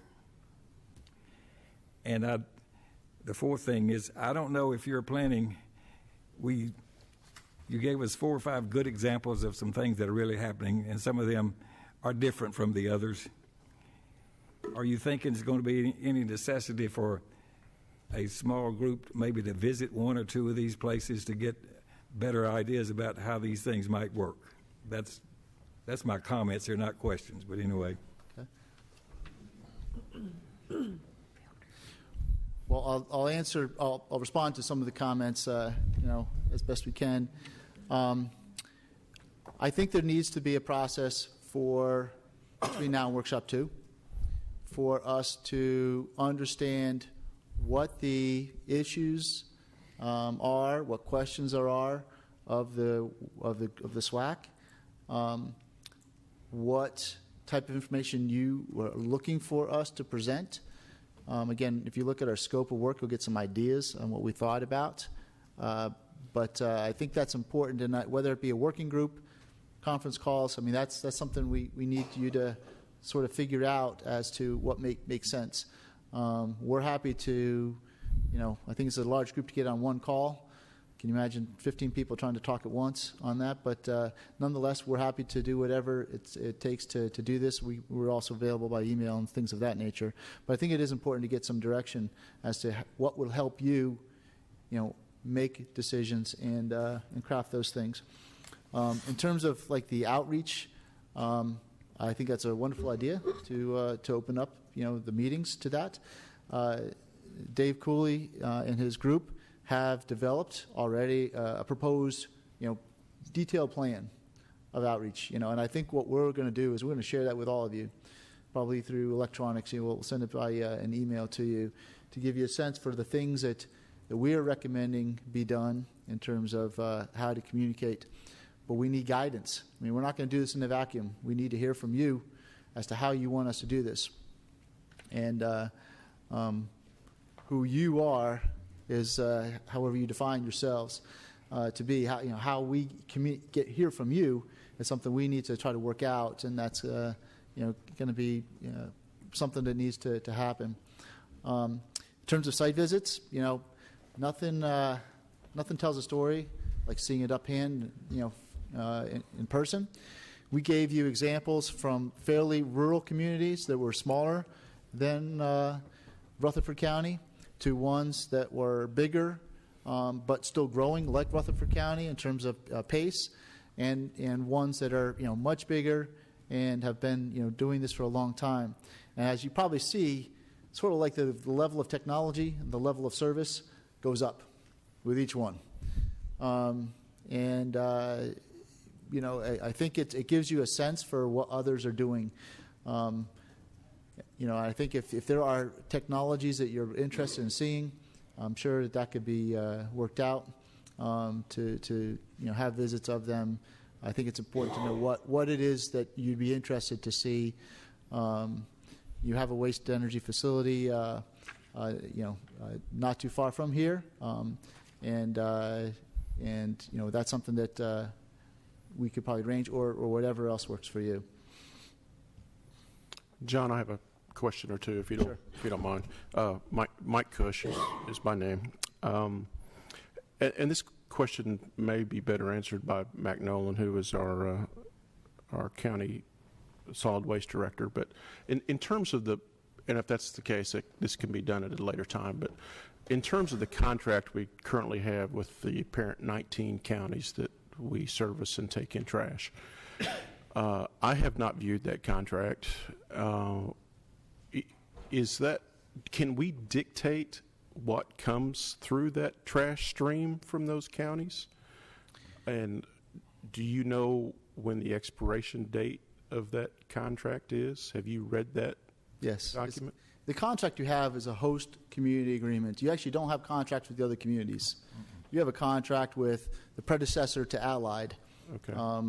So it's actually a name of a local, you know, it doesn't make any sense from the standpoint of Republic Allied, that sort of thing as a name of it. But that's your contract that the county has, and it expires when the facility reaches capacity. Okay. So that's how the agreement currently works. But yeah, in that agreement, it does not give you necessarily the right to say where the waste comes from. It just provides for the benefits that are outlined in the you know, that the county is getting with, and the city is getting. The city the city has a separate agreement from the county, so there's two different agreements. It's not just one agreement. Okay. All right. Let me add to that. Sure. Can you hear this on? Yep. Yep, it's on. The landfill has a permit with the state. You know, the capacity in the landfill is set in that permit. Mm-hmm. So they have to operate under the terms of the permit. And it's up to the private company to, you know, seek supply that it wants, that, you know, to get it into the facility. Republic has a transfer station, you know, arrangement in Nashville that brings a lot of waste from Davidson County. And there's other, you know, transfer stations that, you know, feed into the landfill as well that may be owned by them or may be owned by other private companies or by counties or cities. Right. That's how it works. But your contract, the city has a host community agreement also. Those two agreements just relate to, you know, the relationship with the host communities. And as John said, there's no term in those contracts. They terminate when the landfill's full. So if the landfill stays open, you know, that agreement is in place. Those agreements are in place. Right. When that landfill becomes full in terms of TDEC or the state, can Republic apply for a variance to go higher, to increase the height of that landfill? Jeff, you want to comment on that? Or have they already? They can't? They can. Yeah, okay. All right. It's good to know for later on. Switching gears a little bit on recycling, and you talked about MRFs, or material recycling facilities. Okay, got that. Are those, profitable may not be the right word, but are those feasible for counties to build and operate? Are they a lost leader, or do they somewhat pay for themselves? And are the benefits there by keeping that material out of the landfill that, yeah, you're not sure which one wants to answer this question, I understand. We don't have the same answer. Okay, good. Well, let's hear it. All right. If we don't, that'll be an interesting thing. So the issue recently has been in this country that material values have been low. Yes. With recyclables are a traded commodity internationally. We've experienced global trade that has benefited this country. A lot of our recycling is exported, especially on the coasts. And China was a big recipient of our recyclables. They clamped down a few years ago on receiving recyclables, and that helped to change our pricing structure, and actually the value has dropped. A second thing that has happened is, we've talked about the single stream and the dual stream, meaning that all recyclables go in one container, or all recyclables, all paper in one, and all containers in one. That's dual stream. With the advent of single stream recycling, that has caused more contamination. So when you have one big container, just you throw in my rubber hose, maybe it'll get recycled. My plastic toys. There's a lot more contamination that has occurred, and large companies that are in the waste business, like Republic, like Waste Management, have now changed the way they are operating MRFs to the extent that that they do not want to take the risk on the value of the material coming out of the MRFs. So if the markets are good, they can be profitable. The processing costs are fairly fixed. And when markets are good, the facilities make money. Over the last 5 years, the markets have been down. Part of it's the economy, part of it's the green fence, this China thing. Who knows, in terms of international markets, what really is going to change. But because the markets have been down and contamination's high, the operators of facilities want to de-risk themselves. So they are going to demand a processing fee regardless of the value of the materials. And the risk is put on the public entities. Now, if you operate themselves, you have that risk both ways, either way. If you have a private operator, which most recycling facilities out there right now are becoming privately operated, many privately owned, but privately operated, and they will not take the risk on the commodity values anymore. Okay. I think that the issue, and actually, I think the consensus right now is that recycling is not profitable, and that it may require a subsidy from time to time to make it more, work. So John, then, one option I guess we could do, which now sounds totally prohibitive, would be to go into the existing landfill and harvest out some of those recyclables, which would obviously be contaminated. So even in a good market, that sounds like not even worth discussing. So that's actually a technology called landfill mining. Right. And first of all, it's not your landfill to mine. It's Republic's landfill. Right. So keep that in mind. Although the Class 3 landfill that you have may have some metal in it that you want to mine. Oftentimes, landfills are mined for cover material. They're mined for, to create some capacity, things of that nature. I think if you were looking at mining landfills to get the values out and think it's going to be profitable, I'd say there's no way. That's a venture that would make sense from an economics perspective. Okay. One last statement, then I'm going to turn it over to the rest of the council here. Recycling certainly is an important issue for the city and the county. Mac Nolan's group has tried really hard to get the ball rolling on community involvement and some advertising, but he's got a really, really low budget, and he's trying really hard to get MTSU students involved because they're cheap, and they're and creative, but he's gone about as far as he can go with that idea. We really need almost a PR firm or an advertising firm that can pick up the ball and really get the message out to the whole county and city.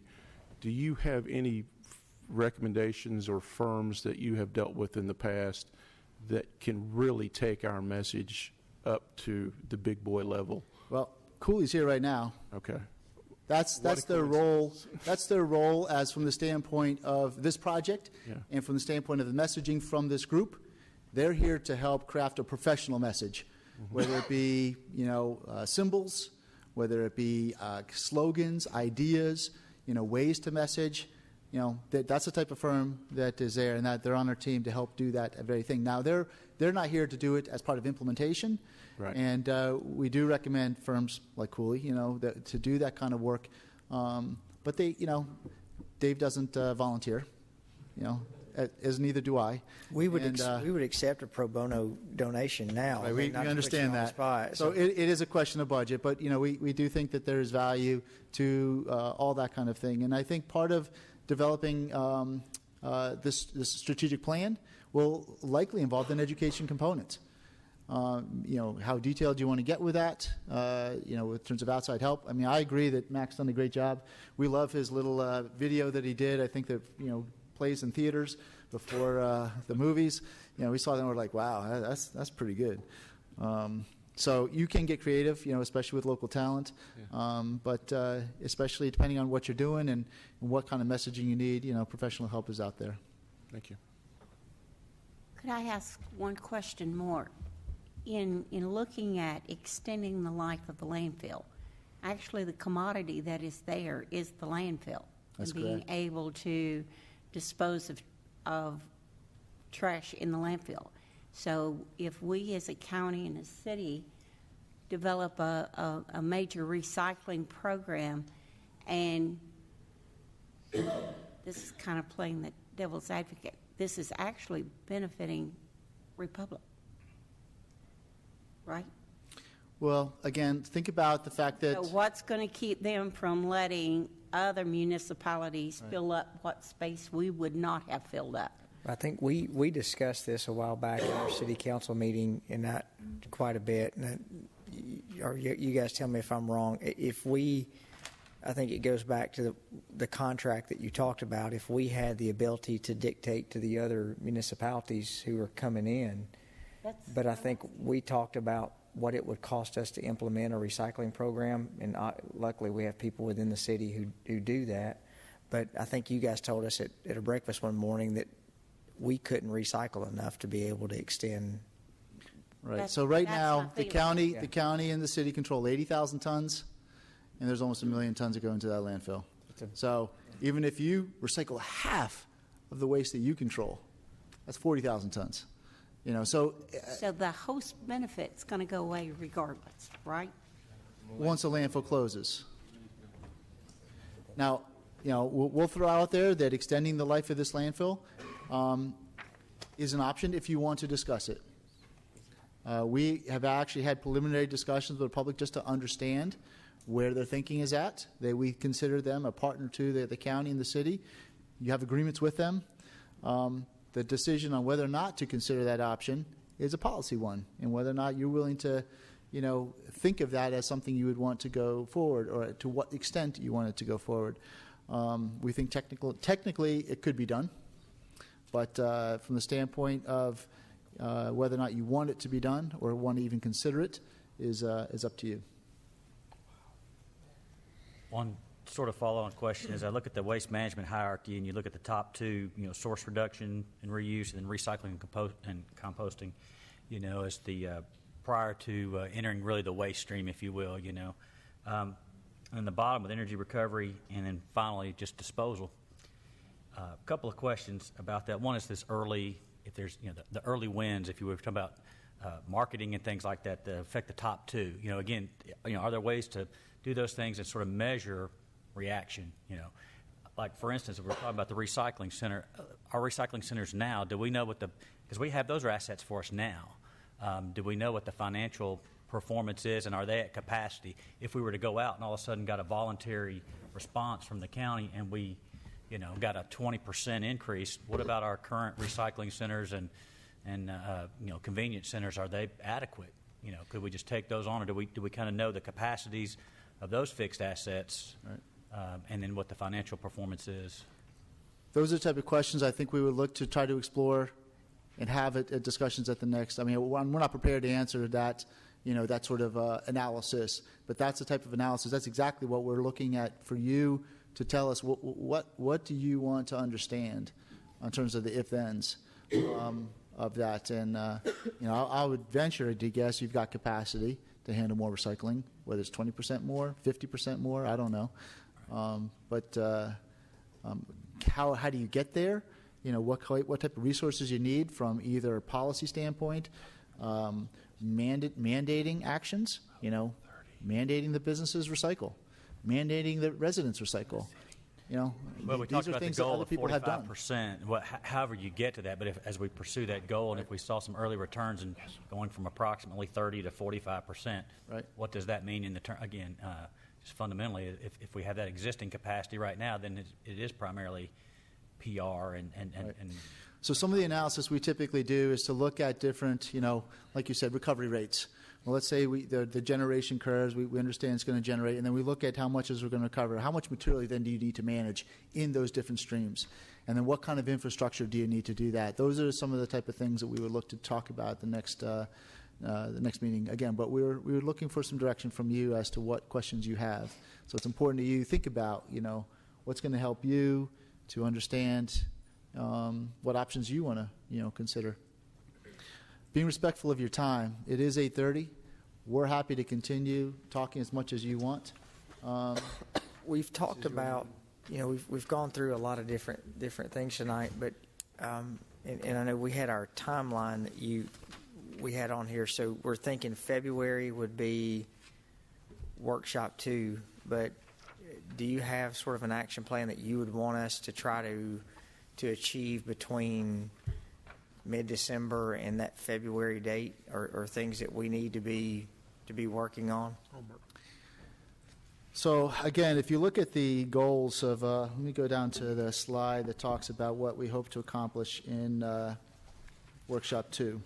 Before you do that, I'd like to ask everybody, and how many have read the Maui plan in a lot of detail? A lot. Okay. Define a lot. Well, a lot meaning at least half of the chapters. Say Yeah. Okay, so we got a few. So you all need to catch up on that. As I was sitting here, I was thinking of pointing you to which chapters to focus on, because it's a big plan, and the appendices have some great background on different subjects. Pay as you throw. Anyone know what that means? Yeah. Paying by the bag, the cart size, to encourage recycling. There was a work session just on that. Construction demolition processing. All the different technologies that you can use for processing, waste and waste energy. The different organizational structures and ways to implement projects. So there's different things in there. I think I'm going to work with John and Kate to identify some articles we've written over in the past about certain subjects, to also give you some reading material in addition to the Maui plan is 2 large, 4-inch binders when you print it out. It's very substantial.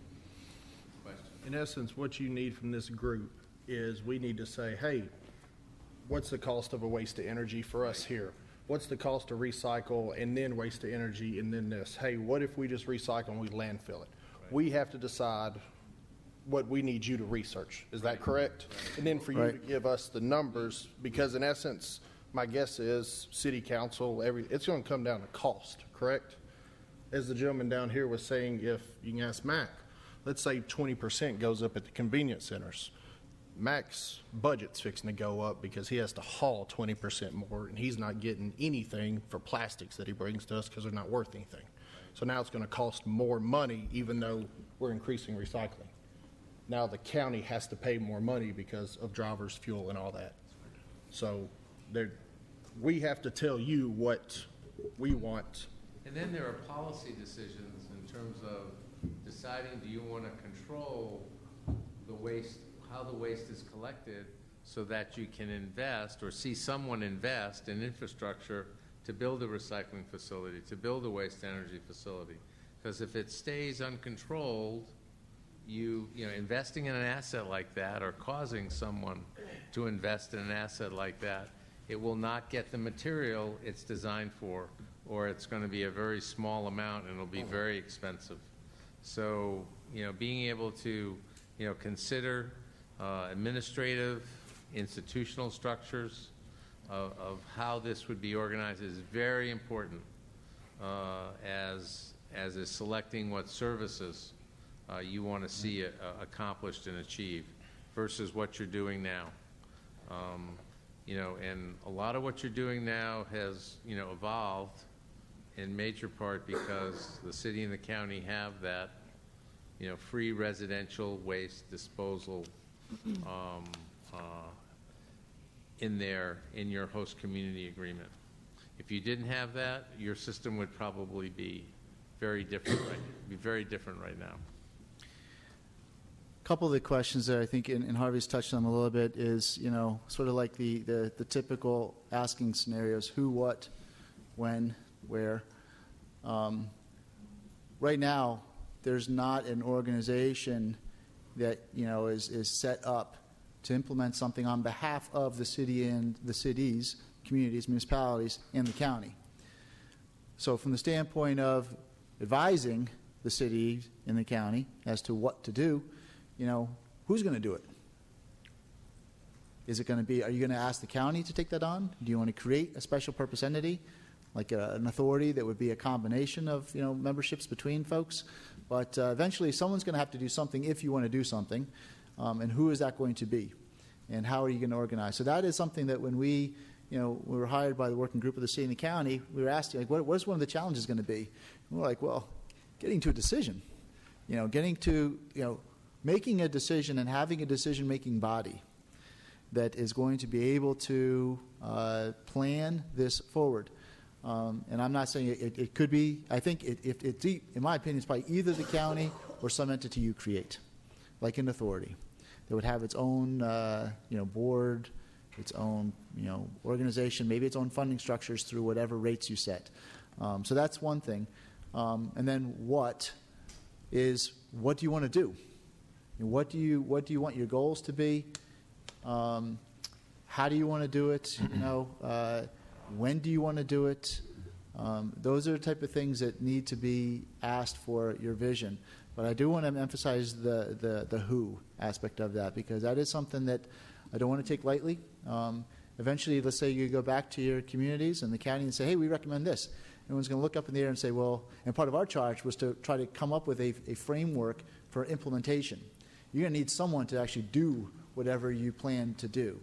Whether, again, you're giving that to the county or you're going to do something else. And actually, one of the things we thought about is if you wanted to partner with other counties, you would even need to have a different organization that took that on.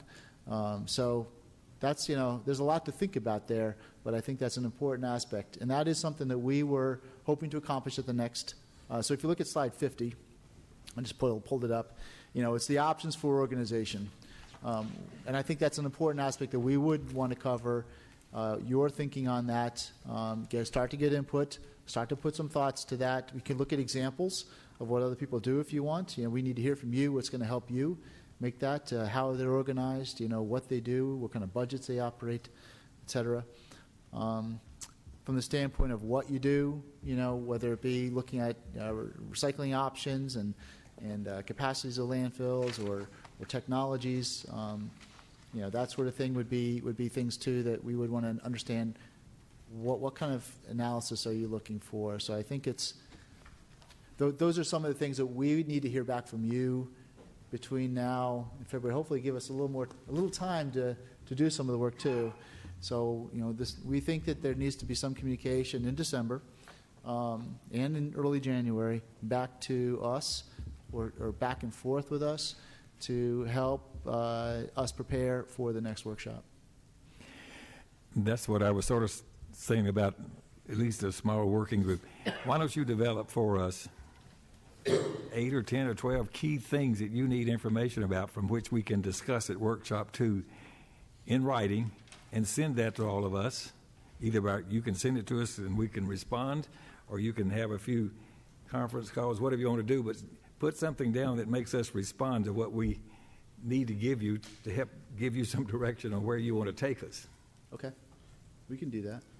I would make the recommendation. We've just recently, we're not finished yet, but we went through a 20-year comprehensive plan for the entire city. I think y'all are familiar with that. Right. We had really good input on a couple of different social media interactions where we used a group called Mind Mixer, but we had a lot of residents who were interactive with that. And when you look at the size of the county, and obviously we've got 60 people who are here tonight, I guess, in that number, and we hope that we have a lot more input than just the people who are here. So finding how we can reach out to the residents globally to get input back is going to be imperative for us to see which direction that they're looking for us to head. I think our recommendation will be to not wait until the next workshop to start to put stuff out there. We'll work with Dave's group to come up with ideas that will float by you and try to get some feedback from you as to, press releases, maybe some social media. Maybe we put up some opinion polls, some opinion questionnaires on the county's website, the municipal websites, whatever you want to do, and be able to pull some information back. Our process is limited, if you will, by our scope, and we want to try and get as much as we can done and get as much input to you through that process. So I think the type of input you got through your comprehensive plan, we can use some of the similar strategies for this group as well. But we're not going to do that without your direction and without your guidance. We'll give you ideas, but I think we're relying on you to kind of tell us what you want us to put out.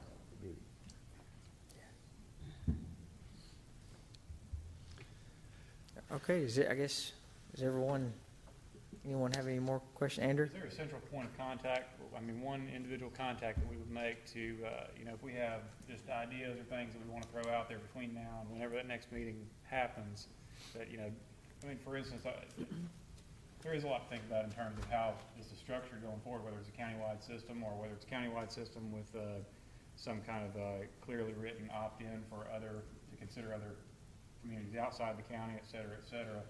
And those are ideas that some of us might want to flesh out and just kind of throw out there to the group, but without bombarding everybody's email or something like that. Is there a central contact where somebody might gather those ideas into some kind of format to... Well, from our standpoint, I would probably offer myself up as a project manager for our group to be from the consulting side, and we can help to respond to any questions, from the SWAC, if that's what you're looking for from that standpoint. And we, I think our goal would be to disseminate, though. I mean, this would be like an exchange of ideas. Probably we would recommend having as much, if you had questions, probably sharing them to that group. And that's kind of why I ask if there's a central point, because I don't mean it to be cloak and dagger. I mean, somewhere where these questions or concepts will be made available to... Maybe the questions can go into John. The questions and answers will go out to everyone. Right. Yeah, something like that just could work, too. Just to keep everyone's email not being clogged. Right. I think would be a good way to do it. That's good. We see that a lot with procurements. People ask a lot of questions, and the government goes back out with all the questions and all the answers. And I think that's something would make sense here too, just to make sure we're sharing everyone's information out there without, like you said, clogging emails. We all get too many emails. And I think, John, after the first of the year, everyone could expect an email with a reading assignment. I know we got the holidays coming up. I think clogging your in-baskets with more things to read between now with the holidays is probably not productive. But, right after all those, or even during some of those bowl games that will happen on the first and after, that first week, we will send you a reminder about Maui and point you to the chapters, as well as give you some other articles to read on this subject. I think we do have a football team here locally that's going to be in Hawaii over the bowl break, playing in the Hawaii Bowl. So, well, are you all going to see them play? Because we could arrange a site visit at one of the landfills. No. But the city of Murfreesboro has agreed to take this group to the ball game. There is a waste energy facility in Oahu, in Honolulu, on Oahu Island, and they also have some good curbside recycling programs going on there, and deposit legislation in Hawaii. It's called High Five, and it's a nickel on every container on drinking, for soda and alcohol beverages and water bottles. And it recovers a lot of material because their land is limited. You have anything else? I think I can speak for Mayor Burgess. We can, yes, sir. Is the Maui plan out on the internet someplace for everybody to look at? Yeah, just Google it. Maui solid waste management plans on the Maui website. And County of Maui. And also, what was the payback on the plant in Fort Myers that you were able to plan? When you say payback, what do you mean? Doesn't make a profit. Its cost is about, I think, about $80 per ton. If you just isolated that facility, and the cost per household in the county with their system, because it's a large system, is in the high 20s per household per month. So that overall, for all that system, that $80 is in there. Even though that element is expensive, there's other elements in economies of scale and so on. I didn't get all that. He said $20 per month per household. That supports the whole system. That, by the way, would be, if you're thinking of a field trip and you had to pick one place, that would be a good place to go. It's a little larger than you, but it had the issues that you're having in terms of there was nothing there, 25, 30 years ago, and they evolved into this system. There's, I think, 4 or 5 cities in the county that have interlocal agreements. They're larger cities than yours, but it's the same concept. And how they've organized would be a good case study. And they, again, have, ended up with a system that has supported a high growth rate, and it's a zero waste to landfill in terms of. You're speaking about Fort Myers County. Fort Myers.